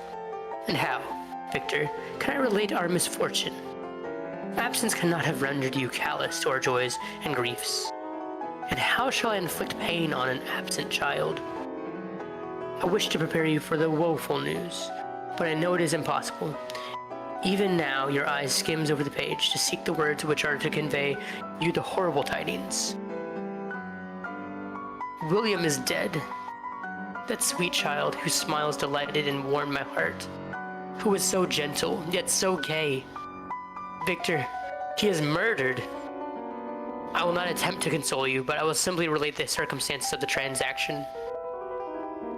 Last Thursday, May 17th, my niece and her 2 brothers went to walk in Plain Palais.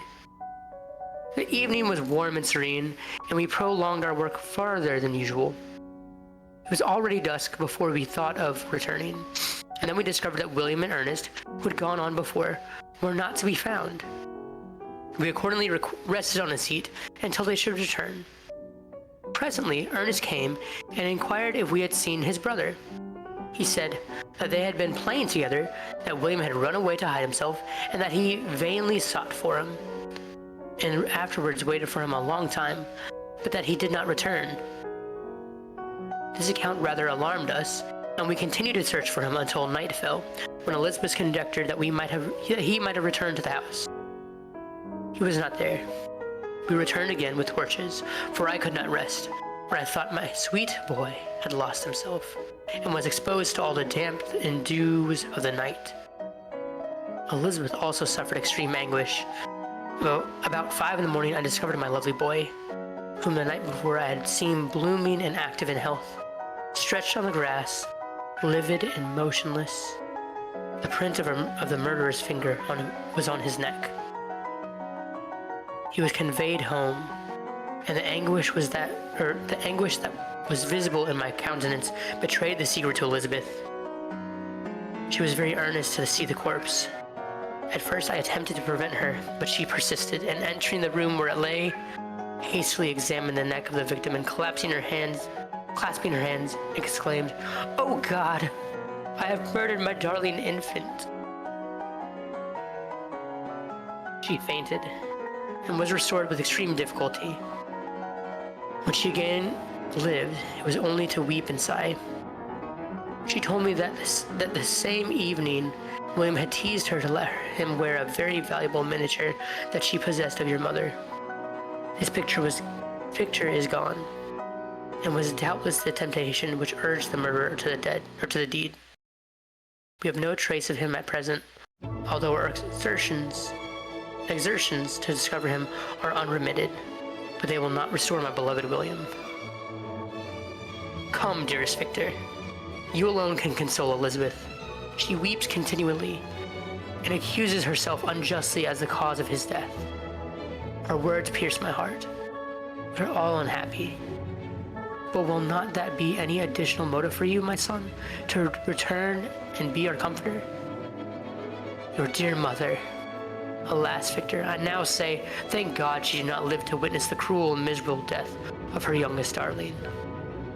Come, Victor.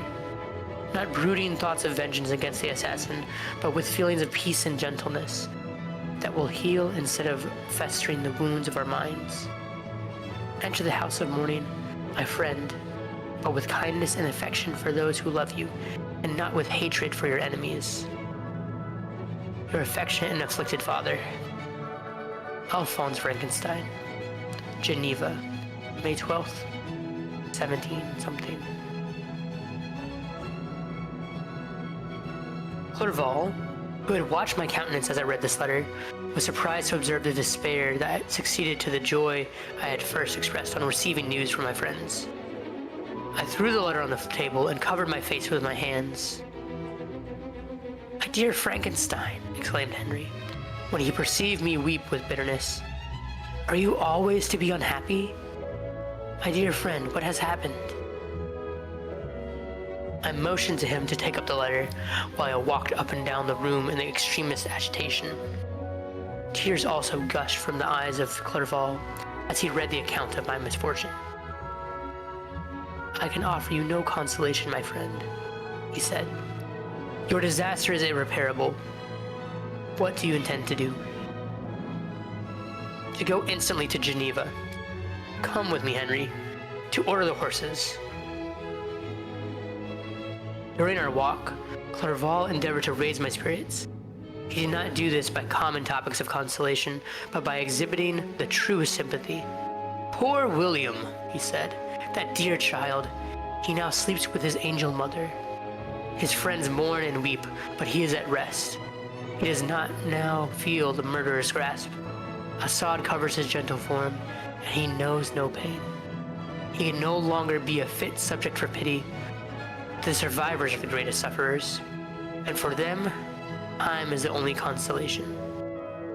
Those maxims of the Stoics, that death was no evil, and that the mind of the man ought to be superior to despair on the eternal absence of a beloved object, are not to be urged. Even Kato wept over the dead body of his brother. Clerval spoke thus as we hurried through the streets. The words impressed themselves on my mind, and I remembered them afterwards in solitude. But now, as we stood as the horses arrived, I hurried into a cabriole and bade farewell to my friend. My journey was very melancholy. At first, I wished to hurry on, for I longed to console and sympathize with my loved and sorrowing friends. But when I drew near my native town, I slackened my progress. I could hardly sustain the multitude of feelings that crowded into my mind. I passed through scenes familiar to my youth, but which I had not seen for nearly 6 years. How altered everything might be during that time. One sudden and desolating change had taken place, but 1,000 little circumstances might have, by degrees, worked other alterations, which, although were done more tranquilly, might not be the less decisive. Fear overcame me. I dared not advance, dreading 1,000 nameless evils that made me tremble, although I was unable to define them. I remained 2 days at Lausanne in this painful state of mind. I contemplated the lake. The waters were placid. All around was calm, and the snowy mountains, the palaces of nature, were not changed. By degrees, the calm and heavenly scene restored me, and I continued my journey towards Geneva. The road ran by the side of the lake, which became narrower as I approached my native town. I discovered more distinctly the black sides of Jura and the bright summit of Mont Blanc. I wept like a child. Dear mountains, my beautiful lake, how do you welcome your wanderer? Your summits are clear. The sky and lake are blue and placid. And Prognosticate. Is this to prognosticate peace, or to mock at my unhappiness? I fear, my friend, that I shall render myself tedious by dwelling on these preliminary circumstances. But there were days of comparative happiness, and I think of them with pleasure. My country, my beloved country, who but a native can tell the delight I took in again, beholding thy streams, thy mountains, and more than all, thy lovely lake. Yet, as I drew nearer home, grief and fear again overcame me. Night also closed around, and when I could hardly see the dark mountains, I felt still more gloomily. Picture appeared a vast and dim scene of evil, and I foresaw obscurely that I was destined to become the most wretched of human beings. Alas, I prophesied truly and failed only in one single circumstance, that in all the misery I imagined and dreaded, I did not conceive the 100th part of the anguish I was destined to endure. It was completely dark when I arrived in the environs of Geneva. The gates of the town were already shut, and I was obliged to pass the night at Tecaron, a village half a league to the east of the city. The sky was serene, and as I was unable to rest, I resolved to visit the spot where my poor William had been murdered. As I could not pass through the town, I was obliged to cross the lake in a boat to arrive at Plain Palais. During this short voyage, I saw the lightnings playing on the summit of Mont Blanc, and the most beautiful figures. The storm appeared to approach rapidly, and on landing I ascended a low hill, that I might observe its progress. It advanced. The heavens were clouded, and I soon felt the rain coming slowly in large drops, but its violence quickly increased. I quitted my seat and walked on, although the darkness and storm increased every minute, and the thunder burst, a terrific crash over my head. It echoed from Salève, the Juras, and the Alps of Savoy. Vivid flashes of lightning dazzled my eyes, illuminating the lake, making it appear like a vast sheet of fire. Then for an instant everything seemed of a pitchy darkness, until the eye recovered itself from the preceding flash. The storm, as is often the case in Switzerland, appeared at once in various parts of the heavens. The most violent storm hung exactly north of the town, over that part of the lake which lies between the promontory of Bellerive and the village of Coppet. Another storm of lightning drew up, with faint flashes, and another darkened and sometimes disclosed the mole, a peak mountain to the east of the lake. While I watched the storm, so beautiful yet terrific, I watched on with a hasty step. Its noble war in the sky elevated my spirits. I clasped my hands and exclaimed aloud, "William, dear angel, this is thy funeral. This is thy dirge." As I said these words, I perceived in the gloom a figure which stole from behind a clump of trees near me. I stood fixed, gazing intently. I could not be mistaken. A flash of lightning illuminated the object and discovered its shape plainly to me, its gigantic stature, and the deformity of its aspect, more hideous than belongs to humanity, instantly informed me that it was the wretch, the filthy demon to whom I had given life. What did he there?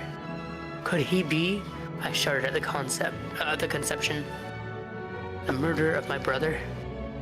No sooner did the idea cross my imagination than I became convinced of its truth. My teeth chattered, and I was forced to lean against a tree for support. The figure passed me quickly, and I lost it in the gloom.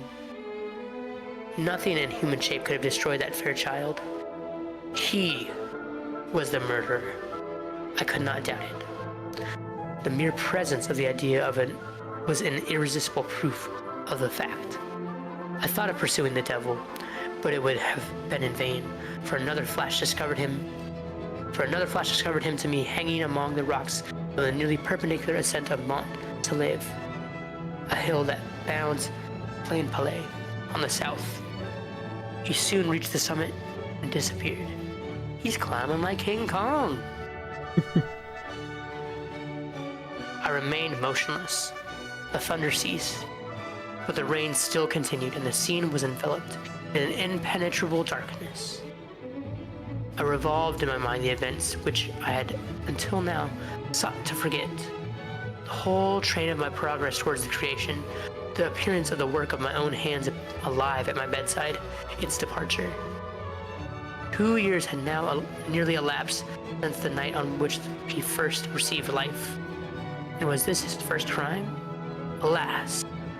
I had turned loose into the world a depraved wretch, whose delight was in carnage and misery. Had he not murdered my brother? No one can conceive the anguish I suffered during the remainder of the night, which I spent cold and wet in the open air. But I did not feel the inconvenience of the weather. My imagination was busy in the scenes of evil and despair.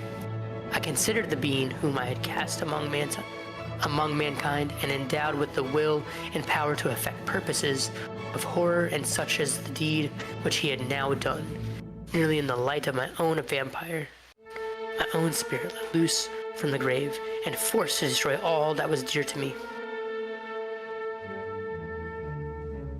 Day dawned, and I directed my steps toward the town. The gates were open, and I hastened to my father's house. My first thought was to discover what I knew of the murderer and cause instant pursuit to be made. But I paused when I reflected on the story that I had to tell. A being who I myself had formed and endued with life had met me at midnight among the precipices of an inaccessible mountain. I remembered also the nervous fever with which I had been seized just at the time that I had dated my creation, and which would give an air of delirium to a tale otherwise so utterly improbable. I well knew that if any other had communicated such a relation to me, I should have looked upon it as the ravings of insanity. Besides, the strange nature of the animal would elude all pursuit, even if I were so far credited as to persuade my relatives to commence it. Besides, of what use would be pursuit? Who would arrest a creature capable of scaling the overhanging sides of Mont Saleve?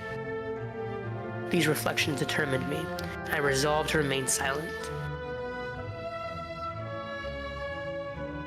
It was about 5 a.m. when I entered my father's house. I told the servants not to disturb the family, and went to the library to attend their usual hour of rising. 6 years had elapsed, past as a dream, but for one indelible trace, and I stood in the same place where I had last embraced my father before my departure for Ingolstadt. Beloved and respectful parent, he still remained to me. I gazed on as the picture of my mother, which stood over the mantelpiece. It was a historical subject, painted at my father's desire, and represented Caroline Beaufort in an agony of despair, kneeling by the coffin of her dead father. Her garb was rustic, and her cheek pale, but there was an air of dignity and beauty that hardly permitted the sentiment of pity. Below this picture was a miniature of William, and my tears flowed when I looked upon it. While I was thus engaged, Ernest entered. He had heard me arrive and hastened to welcome me. He expressed a sorrowful delight to see me. "Welcome, my dearest Victor," he said. "Ah, I wish you had come 3 months ago, and then you would have found us all joyous and delighted. But we are now unhappy, and I am afraid tears instead of smiles will be your welcome. Our father looks so sorrowful. This dreadful event seems to have revived in his mind his grief from the death of Mamma. Poor Elizabeth also is quite inconsolable." Ernest began to weep as he said these words. "Do not," said I, "welcome me thus. Try to be more calm, that I may not be absolutely miserable the moment I enter my father's house after so long an absence. But tell me, how does my father support his misfortunes, and how is my poor Elizabeth?" She indeed requires consolation. She accused herself of having caused the death of my brother, and that made her very wretched. But since the murderer has been discovered, the murderer discovered! Good God! How can that be? Who could attempt to pursue him? It is impossible. One might as well try to overtake the winds, or confine a mountain stream with a straw. I do not know what you mean, but we were all very unhappy when she was discovered. No one would believe it at first, and even now Elizabeth will not be convinced, notwithstanding all the evidence. Indeed, who could credit that Justine Moritz, who was so amiable and fond of all the family, could all at once become so extremely wicked? Justine Moritz. Poor, poor girl. Is she the accused? But it is wrongfully. Everyone knows that. No one believes it. Surely, Ernest? No one did at first, but several circumstances came out that have almost forced conviction upon us. And her own behavior has been so confused as to add to the evidence of facts, a weight that, I fear, leaves no hope for doubt. But she will be tried today, and you will then hear all. He related that the morning on which the murder of poor William had been discovered, Justine had been taken ill and confined to her bed, and after several days, one of the servants, happening to examine the apparel she had worn the night of the murder, discovered in her pocket the picture of my mother, which had been judged to be the temptation of the murderer. The servant instantly shewed it to one of the others, who, without saying a word to any of the family, went to a magistrate, and upon their disposition, Justine was apprehended. On being charged with the fact, the poor girl confirmed the suspicion in a great measure by her extreme confusion of manner. Hold on 1 second, guys. Okay. You've been reading for a really long time now. Okay, so yeah, does someone want to pick up from there? Actually, I was just wondering if you wanted Want to to. take a break? Okay, yeah, we can take a break. Let's do like a 10-minute break. I need to go to the bathroom. Okay, sounds good. I mentioned that's how long I take in there. Okay, 10 minutes.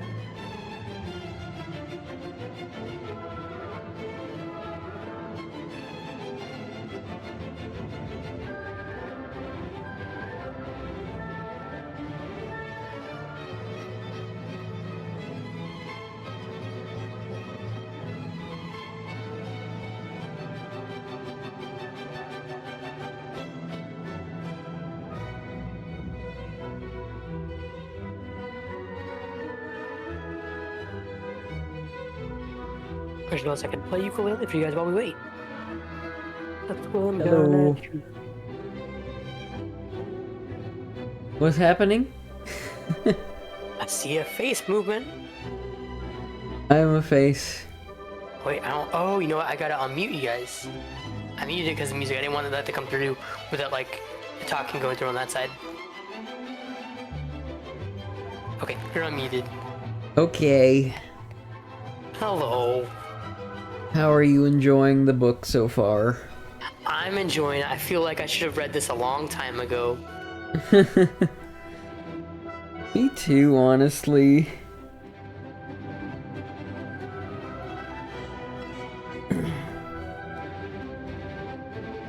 It's kind of obvious to me, like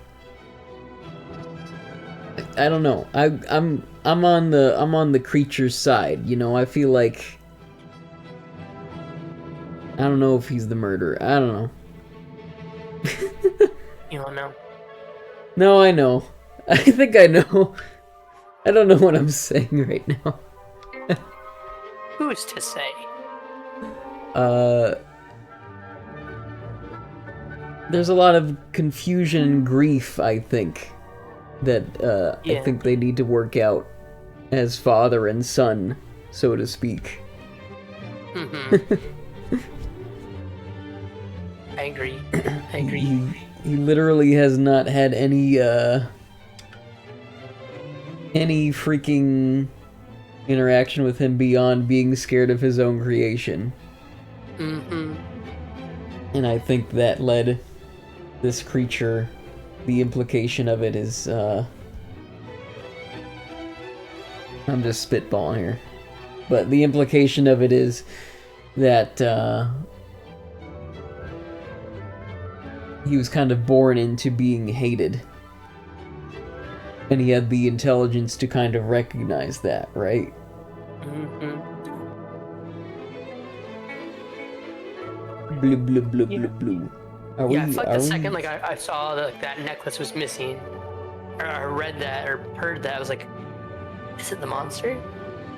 Is it the monster? Oh, also, while we were on break, I listened to I pulled up Super Smash Bros. To see what sounds Kirby makes. Yappy. It's so we're both right. So you always thought Kirby was saying hiya, right? He goes like, hey, yeah, or something like that. Mm-hmm. So the reason I think it's yappy is because it's two separate voice recordings. They're right back to back. So the hya is when he goes up with the sword, and the p sound is when he comes down with the sword. And so Mauricio, what sound does Kirby make with the cutter move in Smash Brothers when he goes up and down? So up by itself is hya.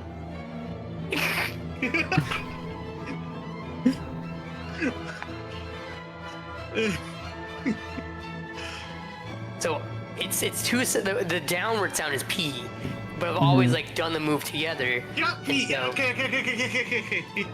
Hold on.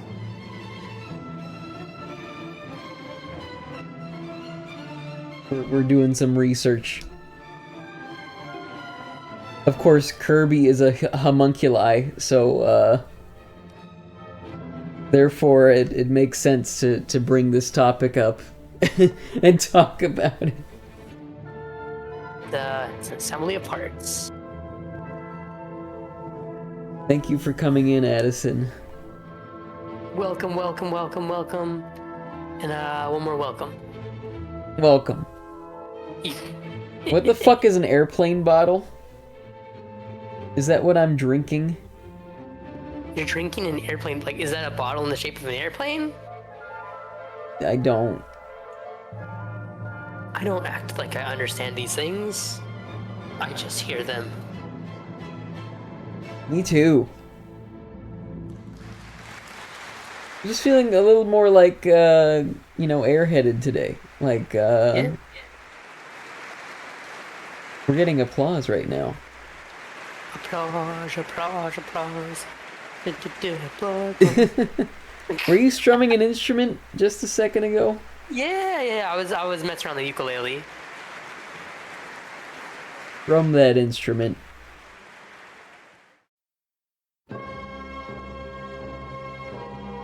Or not. You don't have to. Is it coming through, or is it just low? I don't know. I heard it earlier, and now I can't hear it at all. Hold on. Let me bump up my volume somewhere. I turned my filter off so stream can hear it at least. But even then, hello. Voice and video I settings. get tipsy. I don't drink any alcohol. Alright, I put myself on 100%. 100. Some days are just like my brain is on, and some days my brain is like floating. It's just natural. It's E-up. So when he goes up, he's like E-up.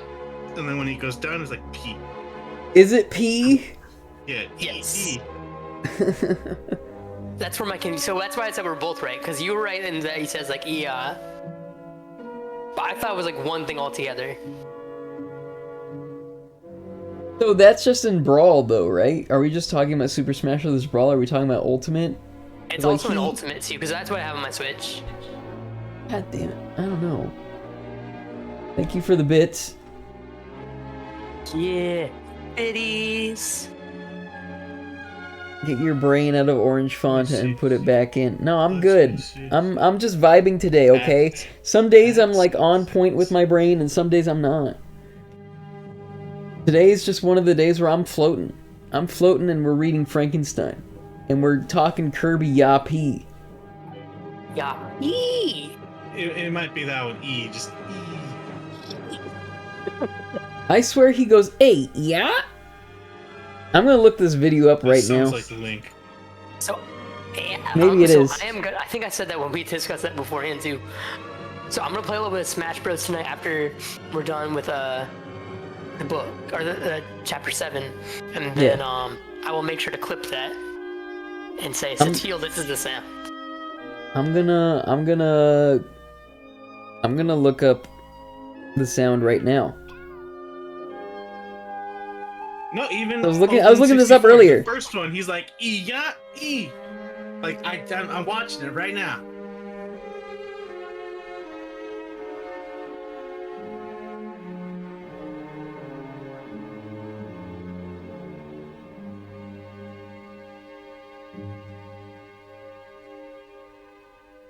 All right, right here. I'm gonna send you a link. No. And a He goes. time code. He goes. Yeah. No. Madman's right. Madman's right. He goes. Yeah. That's in Smash 64. Listen here. Watch that. This is the time code. Go watch it. Okay. All right. 356. That's the time code. 356. I'm hearing little strums from the ukulele. 256? 356. 356?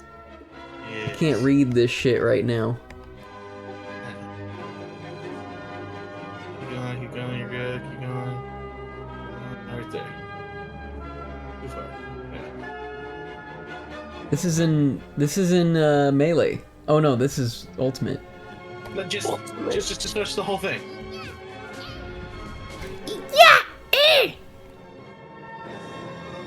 That's what he does. Yes, keep watching. It's all of them. It's literally from. Heard it.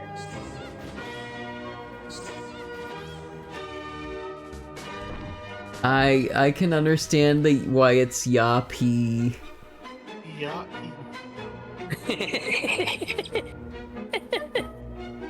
Yappy. But I don't think it's right. Oh yeah, no. There's a very good chance I'm wrong. Yeah, I don't think it's E. I think it's just E.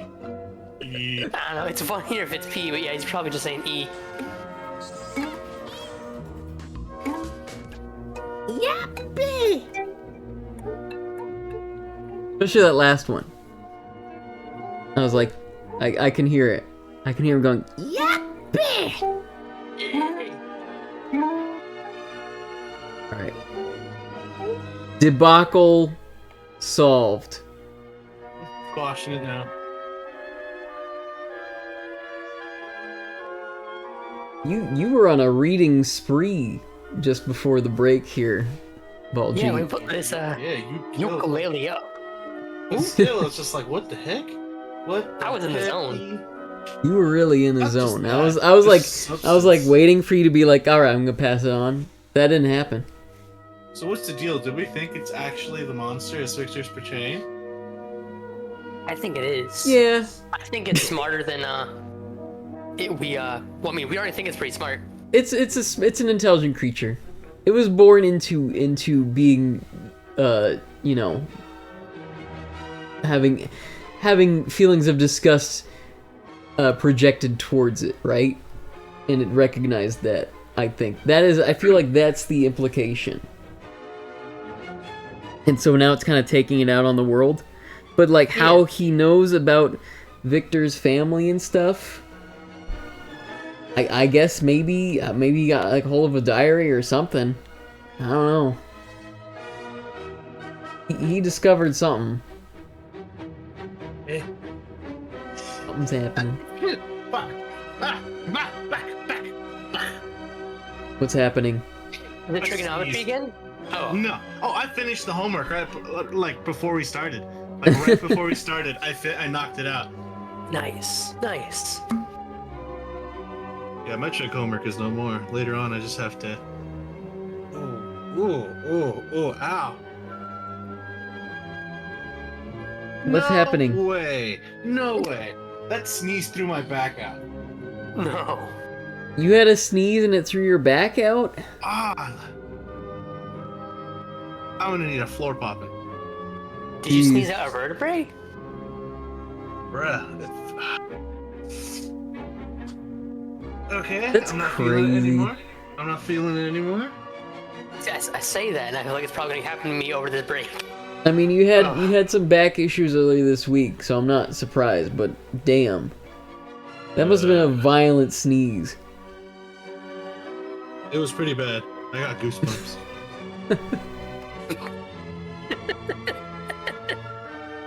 Oh, I that need happens to all do the a marker time. here. Do a marker that we're back. But it doesn't matter. The time has passed. Okay. Am I reading now? I believe so. Okay. So we just talked about Justine Moritz. They think she's the murderer because she had the necklace, right? Yes. With the portrait of their mom. Yeah. Whoa. Okay. She is a killer. You know who we need? We need Hercule Poirot on this fucking case right now. Right here, right now. We need an Agatha Christie detective. You got it. He will make a short Wait, work of this mystery. You gotta wait 100 years until that's published, though. Damn, out of luck again. 1 century off. Alright, let's continue the poor tale of William. Or the tale of poor William.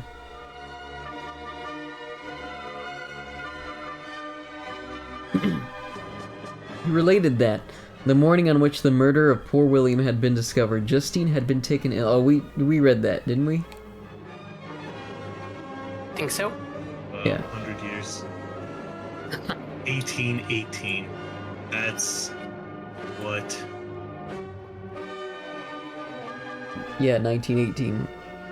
I don't know. I don't remember when Agatha Christie first published her stuff. It was like in the 20s, I think. 1934.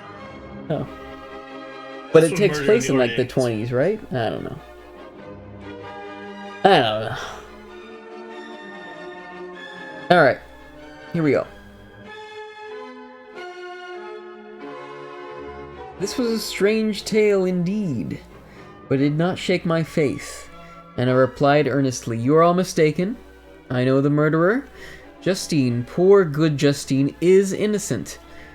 That instant my father entered. I saw unhappiness deeply impressed on his countenance, but he endeavored to welcome me cheerfully, and after we had exchanged exchanged our mournful greeting. And oh, jeez, I'm losing it. Okay. You got this? Okay. Yeah. A couple paragraphs till chapter 7. At that instant, my father entered. I saw unhappily... Oh, fuck, man. What is English? I saw unhappiness deeply impressed on his countenance, but he endeavored to welcome me cheerfully. And after we had exchanged our mournful greeting, would have introduced some other topic than that of our disaster. Had not Ernest exclaimed, "Good God, Papa! Victor says that he knows who was the murderer of poor William." "We do also, unfortunately," replied my father. For indeed I had rather have been forever ignorant than have discovered so much depravity and ingratitude in one I valued so highly. My dear father, you are mistaken. Justine is innocent. If she is, God forbid that she should suffer as guiltily. She is to be tried today, and I sincerely hope, she will be acquitted. This speech calmed me. I was firmly convinced in my own mind that Justine, and indeed every human being, was guiltless of this murder. I had no fear, therefore, that any circumstantial evidence could be brought forward strong enough to convict her, and in this assurance I calmed myself, expecting the trial with eagerness, but without prognosticating an evil result. We were soon joined by Elizabeth. Time had made great alterations in her form since I last beheld her.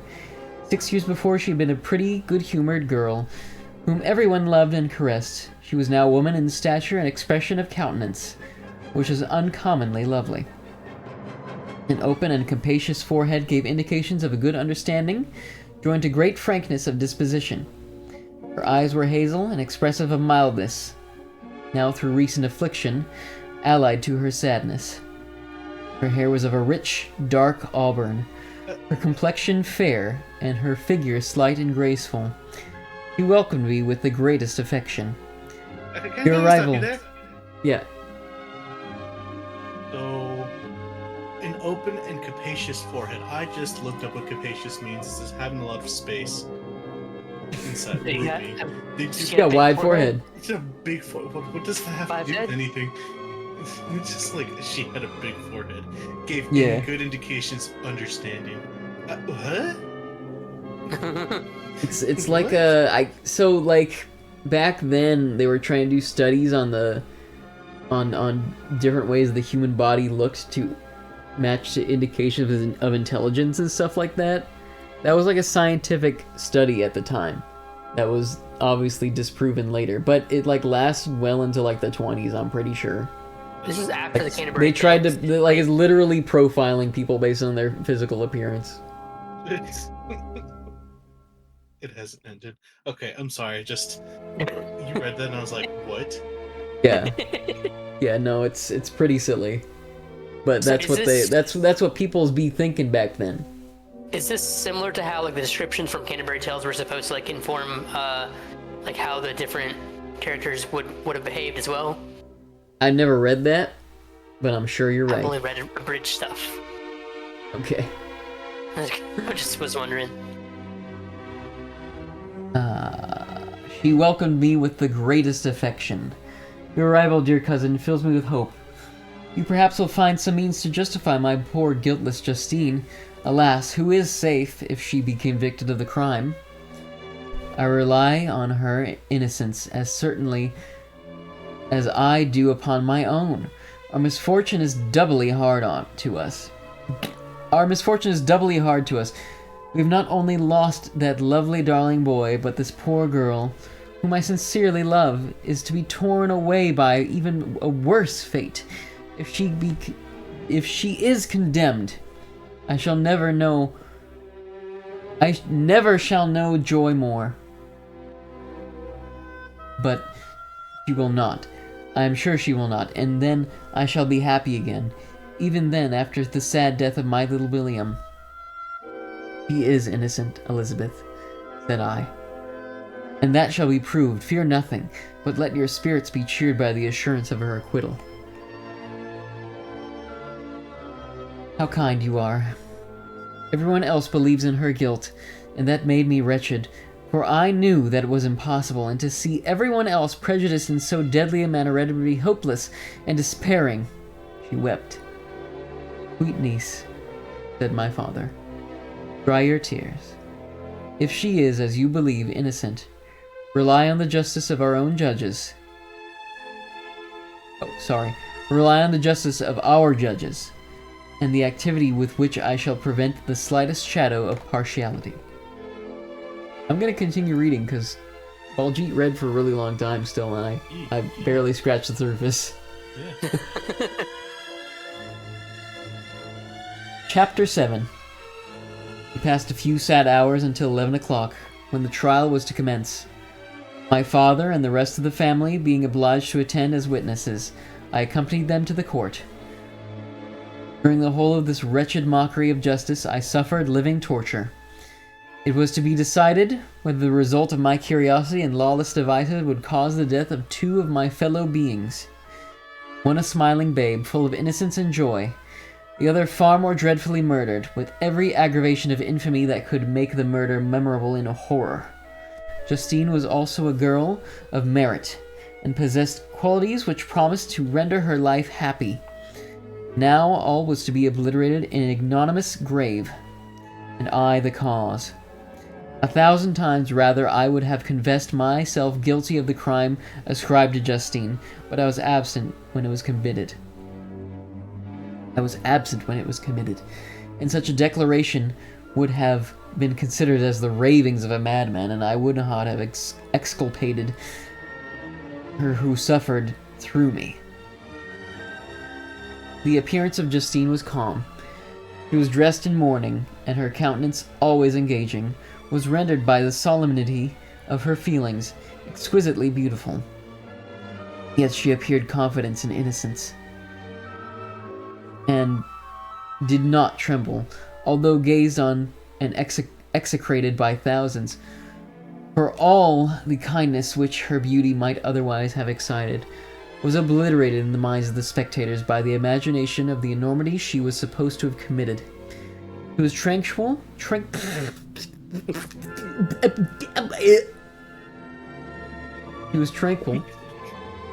yet her tranquility was evidently constrained, and as her confusion had before been adduced as proof of her guilt, she worked up her mind to an appearance of courage. When she entered the court, she threw her eyes around it, and quickly discovered where we were seated.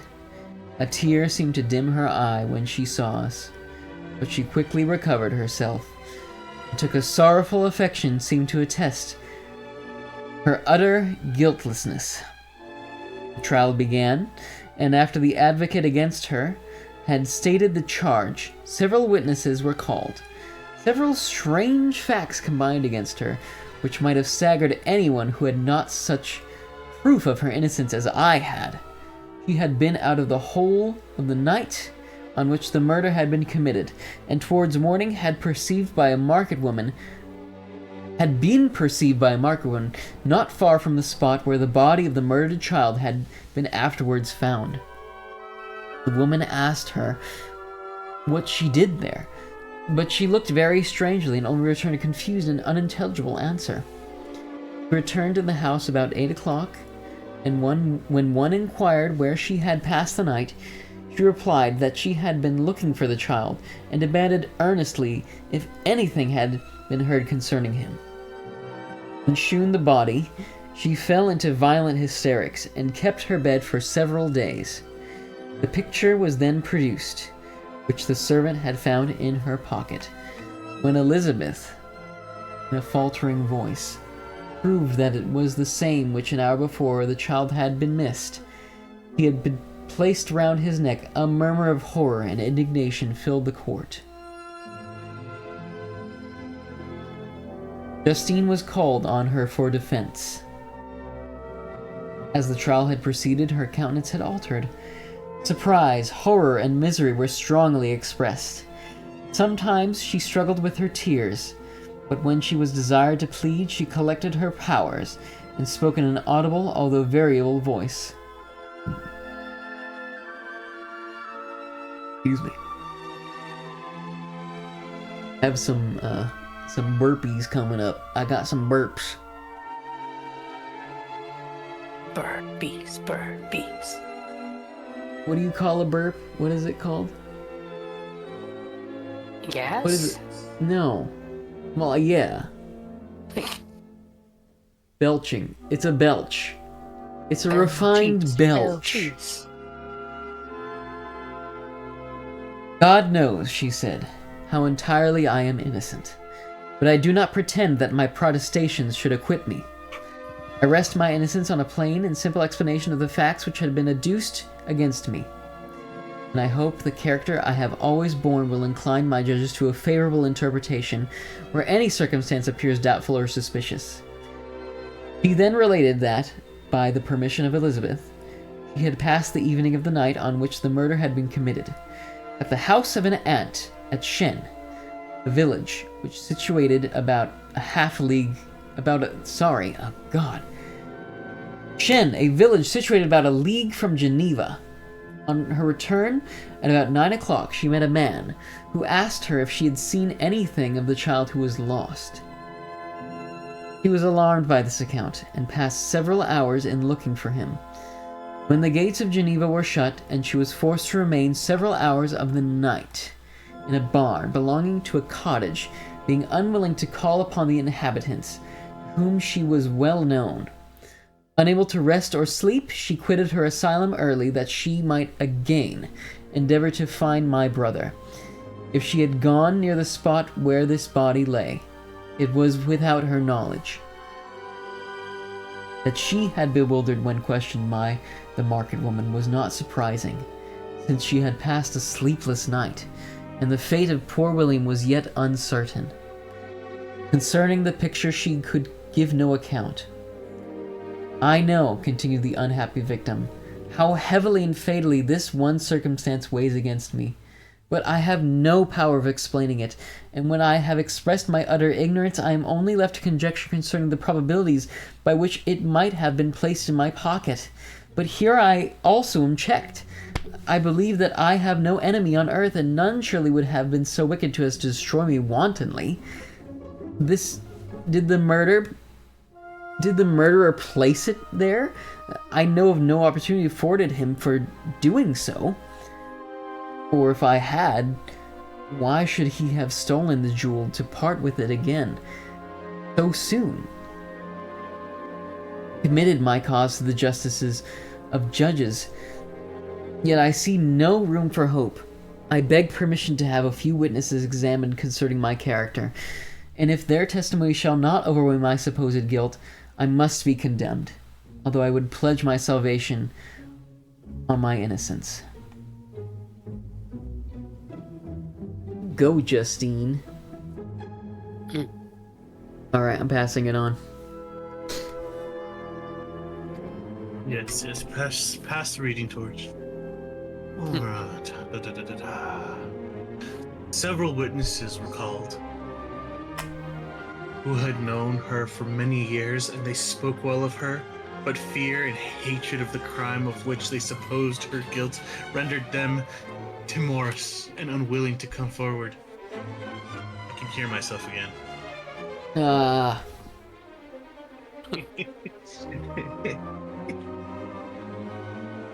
Elizabeth saw even... Music got so intense. Are we good? I think so.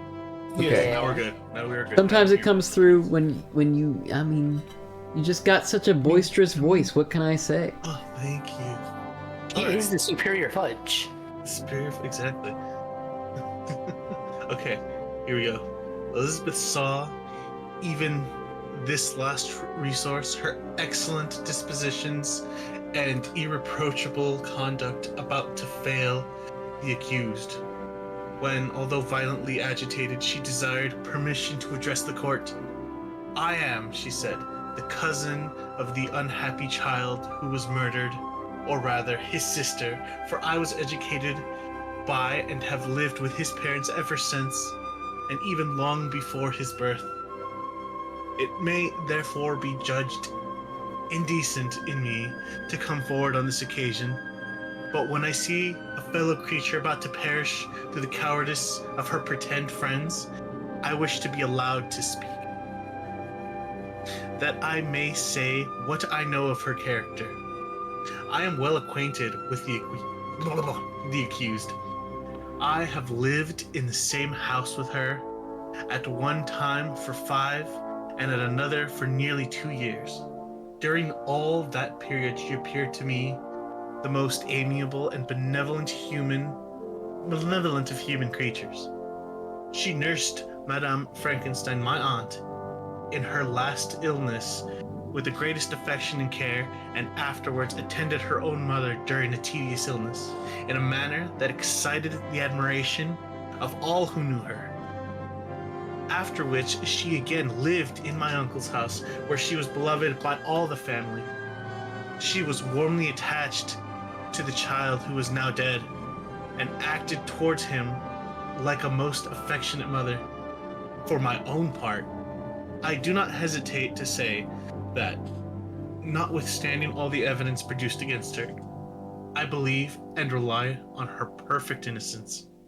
She had no temptation for such an action. As to the bauble on which the chief proof rests, if she had earnestly desired it, it should have willingly given it to her, so much do I esteem and value her. Excellent Elizabeth, a murmur of approbation was heard, but it was excited by her generous interference and not in favor of poor Justine, on whom the public indignation was turned with renewed violence, charging her with the blackest ingratitude. She herself wept as Elizabeth spoke, but she did not answer. My own agitation and anguish was extreme during the whole trial. I believed in her innocence. I knew it. Could the demon who had, I did not for a minute doubt, murdered my brother, also in his hellish sport, have betrayed the innocents to death and ignominy? I could not sustain the horror of my situation, and when I perceived that the popular voice and the countenance of the judges had already condemned my unhappy victim, I rushed out of the court in agony. The tortures of the accused did not equal mine.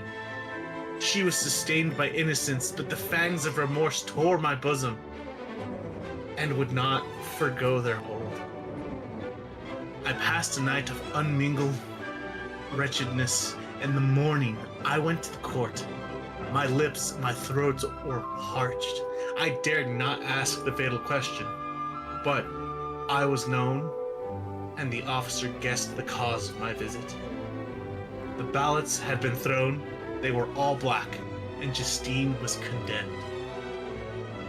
I cannot pretend to describe what I felt then. I had before experienced sensations of horror, and I have endeavored to bestow upon them adequate expressions, but words cannot convey an idea of the heart-sickening despair that I then endured. The person to whom I addressed myself added that Justine had already confessed her guilt. That evidence, he observed, was hardly required in so glaring a case, but I am glad of it, and indeed none of our judges like to condemn a criminal upon circumstantial evidence, be it ever so decisive. When I returned home, Elizabeth eagerly demanded the result.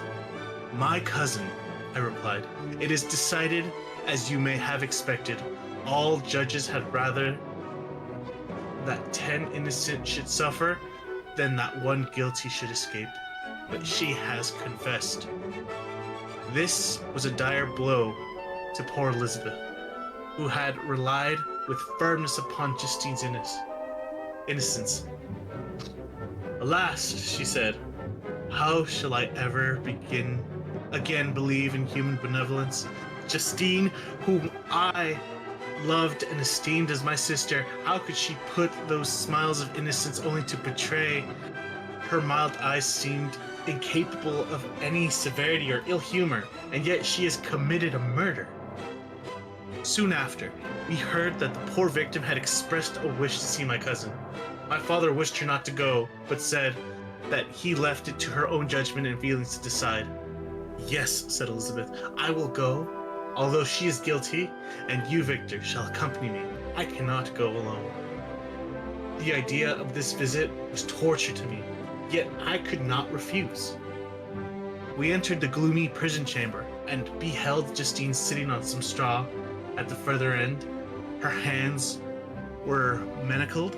Is that a word? Manacled? Manacled? Manacled? Manacled. Okay. Manacled. And her head rested on her knees. She rose to see us enter, and when we were left alone with her, she threw herself at Elizabeth's feet, weeping bitterly. My cousin wept also. Oh, Justine, she said, why did you rob me of my last consolation? I relied on your innocence, and although I was then very wretched, I was not so miserable as I am now. And do you also believe that I am so very, very wicked? Do you also join with my enemies to crush me? Her voice was suffocated with sobs. Rise, my poor girl, said Elizabeth. Why do you kneel if you are innocent? I am not one of your enemies. I believed you guiltless, notwithstanding every evidence, until I heard that you had yourself declared your guilt. Ugh. You had yourself declared your guilt. That report, you say, is false, and be assured, dear Justine, that nothing can shake my confidence in you for a moment, but your own confession. I did confess, but I confessed a lie. I confessed that I might obtain absolution, but now that falsehood lies heavier at my heart than all my other sins. The God of heaven forgive me. Ever since I was condemned, a confessor has besieged me. He threatened and menaced until I almost began to think that I was the monster that he said I was. He threatened excommunication and hellfire in my last moments if I continued obdurate. Dear lady, I have none to support me. All looked on me as a wretch, doomed to ignominy and perdition. What could I do? In an evil hour, I subscribed to a lie, and now, and only now, am I truly miserable. She paused, weeping, and then continued. I thought with horror, my sweet lady, that you should believe your Justine, whom your blessed aunt had so highly honored, and whom you've loved, was a creature capable of a crime which none but the devil himself could have perpetrated. Dear William, dearest blessed child, I soon shall see you again in heaven, where we shall be all happy, where we shall all be happy, and that consoles me, going as I am to suffer ignominy and death. Ignominy. Ignominy. I'm gonna look up what that means. Okay. Sit up. Public shame or disgrace. Okay. Very There's a nice. lot of ignominy here. Ignominy, yeah. That's how it was back in the day. The moment someone just pointed their finger at you, everyone was just like, really? He would do such a thing? Like, what the fuck? No, there's no evidence. What? Begone, thought. Libel. Shame. That's what that is. Libel. Shame. Alright, continuing. Oh, Justine, forgive me for having for one moment distrusted you. Why did you confess? But do not mourn, my dear girl. I will everywhere proclaim your innocence and force belief. Yet, you must die. You, my playfellow, my companion, my more than sister. I can never survive so horrible a misfortune. Dear sweet Elizabeth, do not weep. You ought to raise me with thoughts of a better life and elevate me from the petty cares of this world of injustice and strife. Do not you, excellent friend, drive me to despair. I will try to comfort you, but this, I fear, is an evil too deep and poignant to admit of consolation. For there is no hope, yet heaven bless thee, my dearest Justine, with resignation and a confidence elevated beyond this world. Oh, how I hate its shrew and shoes and mockeries. When one creature is murdered, another is immediately deprived of life in a slow, torturing manner. Then the executioners, their hands yet reeking with the blood of innocents, believe that they have done a great deed. They call this retribution. Hateful name! When that word is pronounced, I know greater and more horrid punishments are going to be inflicted than the gloomiest tyrant has ever invented to satiate his utmost revenge. Yet this is not consolation for you, my Justine, unless indeed that you may glory in escaping from so miserable a den. Alas, I would I were in peace. Alas, I would I were in peace with my aunt and my lovely William, escaped from a world which is so hateful to me, and the visages of men which I arbor. Poor Justine. What? Sorry. Okay. Justine smiled languidly. This, my dear lady, is despair, and not resignation. I must not learn the lesson that you would teach me. Talk of something else, something that will bring peace, not increase my misery.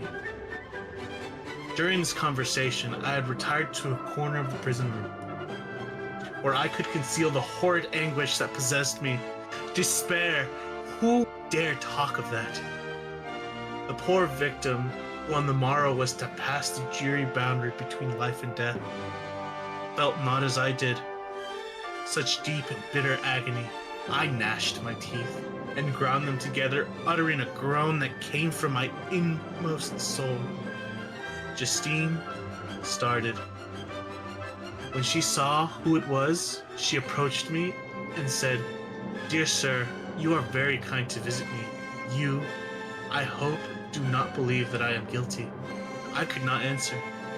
"No, Justine," said Elizabeth. "He is more convinced of your innocence than I was, for even when he heard that you had confessed, he did not credit it. I truly thank him. In these last moments, I feel the sincerest gratitude towards those who think of me with kindness. How sweet is the affection of others to such a wretch as I am! It removes more than half my misfortune, and I feel as if I could die in peace, now that my innocence is acknowledged by you, dear lady, and your cousin." Thus, the poor sufferer tried to comfort others and herself, and indeed gained the resignation she desired. But I, the true murderer, felt the never-dying worm alive in my bosom, which allowed of no hope or consolation. Elizabeth also wept and was unhappy, but hers also was the misery of innocence, which, like a cloud that passes over the fair moon, for a while hides, cannot tarnish its brightness. Anguish and despair had penetrated to the core of my heart.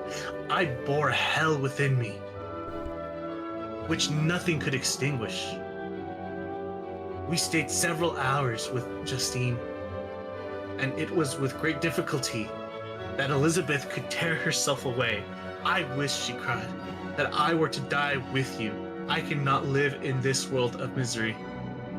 Justine assumed an air of cheerfulness, While she with difficulty repressed her bitter tears, she embraced Elizabeth and said, in a voice of half-suppressed emotion, "Farewell, my sweet lady. Dearest Elizabeth, my beloved and only friend, may heaven in its bounty bless and preserve you. May this be the last misfortune that you will ever suffer. Live and be happy, and make others so."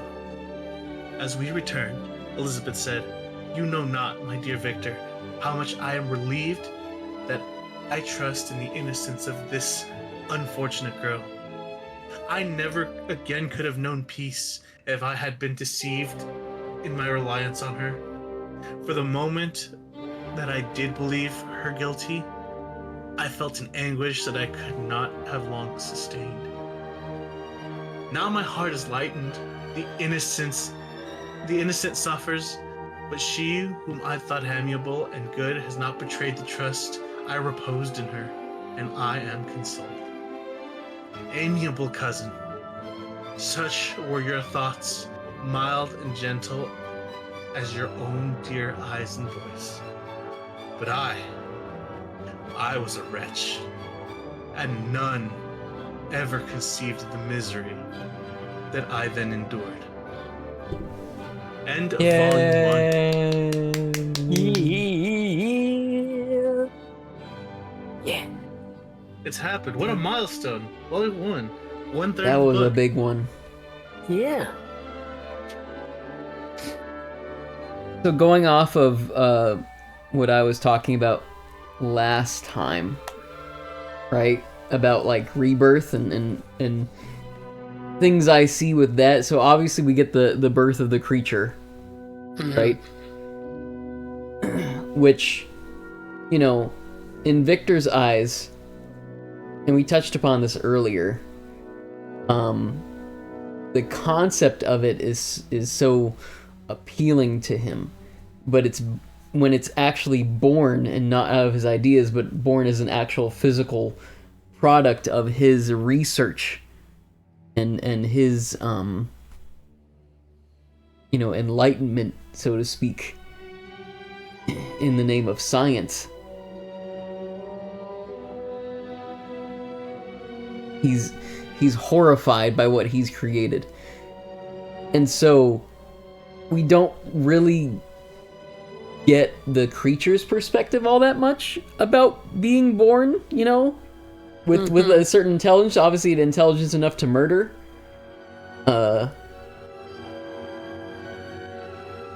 And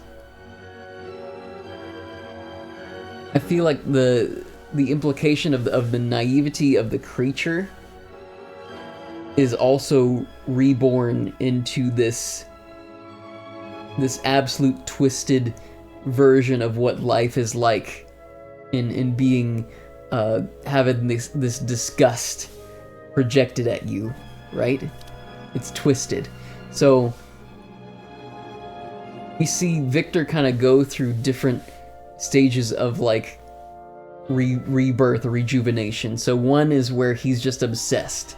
His existence is solely born into this obsession. And then after that, he denounces science. And he's reborn into that because of the disgust he felt.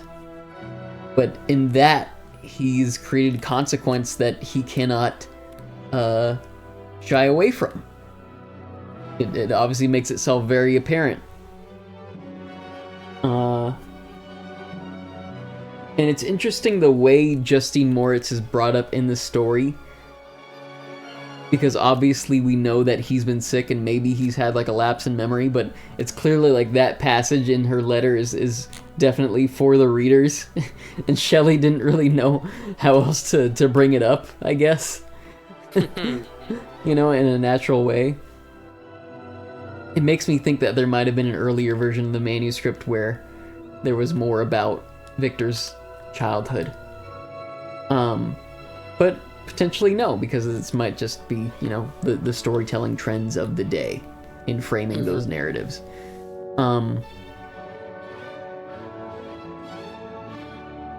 We see her reborn, you know, as just as like Elizabeth is, like, she's admired, you know, maybe her manner and temperament is not as refined as all the other women, but she's educated and she brings to life some sort of vigor that appeases the people around her. And all of that is kind of taken away, and she experiences a kind of spiritual rebirth in the fact that, you know, she loses her faith in humanity to judge, I guess. And so she, you know, loses faith thus in herself, you know, as a person, in saying, well, basically I've been gaslit into thinking I'm a horrible person, you know, because of this trial. So I'm just gonna go with it and die. And it doesn't, like, her past, again, like her own mother not wanting her, also kind of fuels fire. It's just like, man, am I really that unlovable that my own mother didn't want me until the very end? Right. Her whole existence is turned upside down from, like, this roller coaster of being like, I'm accepted, I'm rejected, and then I'm accepted, and then I get rejected completely again. And not this time just by, like, you know, my fucked up family.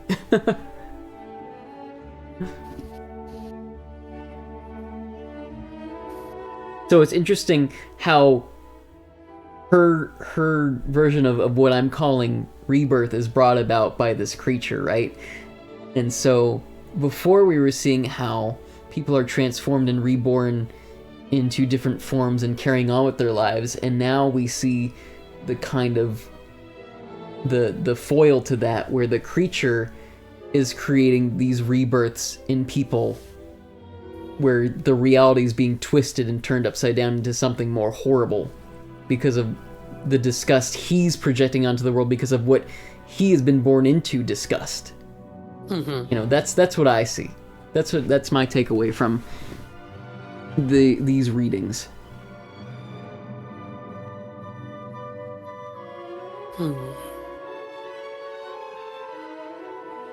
I mean, I guess it can kind of draw another parallel to, like, the whole concept of God and man. How, in this case, Victor is playing a role that's similar to God, and that he created Frankenstein, and so now Frankenstein, or not Frankenstein, the monster, not Frankenstein, my bad. The monster, like you were saying, has kind of like caused a rebirth or like a creation of these new phases of life for all these other people. It's kind of mirroring that in the same way that it's supposedly that man was created in God's image, kind of thing.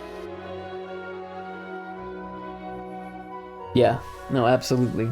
And once again, we're drawing upon theology and mythology, and of course the subtitle of Modern Prometheus and things like that, and Milton, you know, which Shelley and Dante, of course, all of which Shelley, you know, admired. And so this is a really interesting take on when you take those beliefs in theology and the goodness of life and what kind of phases it creates inside of you to rejuvenate you and inspire you and twist it into, you know, when you go so far to create something you believe was the right thing, and then it absolutely turns out to be your worst nightmare and is your downfall. When you start toying with what's been given to you, right? As a privilege.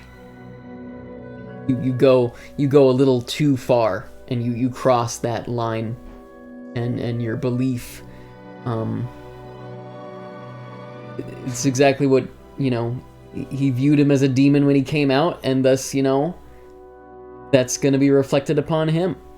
Maybe it would have been different if he had accepted the creature, but now we see this disgust projected onto the world and this view of him as a demon that he feels, you know, without even knowing what a demon may be. The creature, that is, you know.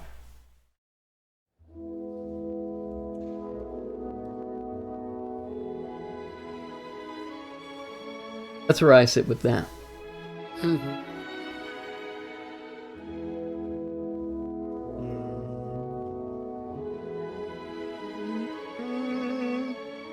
I think it's so it's just so elaborate with how long they had to wait, or just how much Victor had to be out of it to miss all the stuff that had been, and not necessarily all this was going on while he was sick, but just the fact that he was sick for that long and unable to write even. Yeah, I mean, and he also That's like passed 2 years creating the creature, right? Mm-hmm. That too. Even a longer period of time. So, Oh, that gets me thinking. Like, this right now, what he's saying it to Robert Walton. right. Mm-hmm. So it's like, could it be possible that at the beginning of the story, the person that he's chasing is the monster on the loose still? That's what I was thinking too. Yeah, no, absolutely. There's no doubt in my mind. Like, me thinking about it, like, having only seen like probably a select few, like, of how they interpret the monster in movies, it doesn't seem to be as, like, what's the word I'm looking for? Sentient. Mm-hmm. To be able to do things meticulously, to plan out what it's going to do, and then this, I can see how this is a little more horrifying. The monster has sentience; it has a will of its own. Trying to kind of like lure Victor into a state of dread. Mm-hmm. Mm-hmm. And in and of itself, it's just like it's hard for Victor because he's just like, this is dread of my own doing.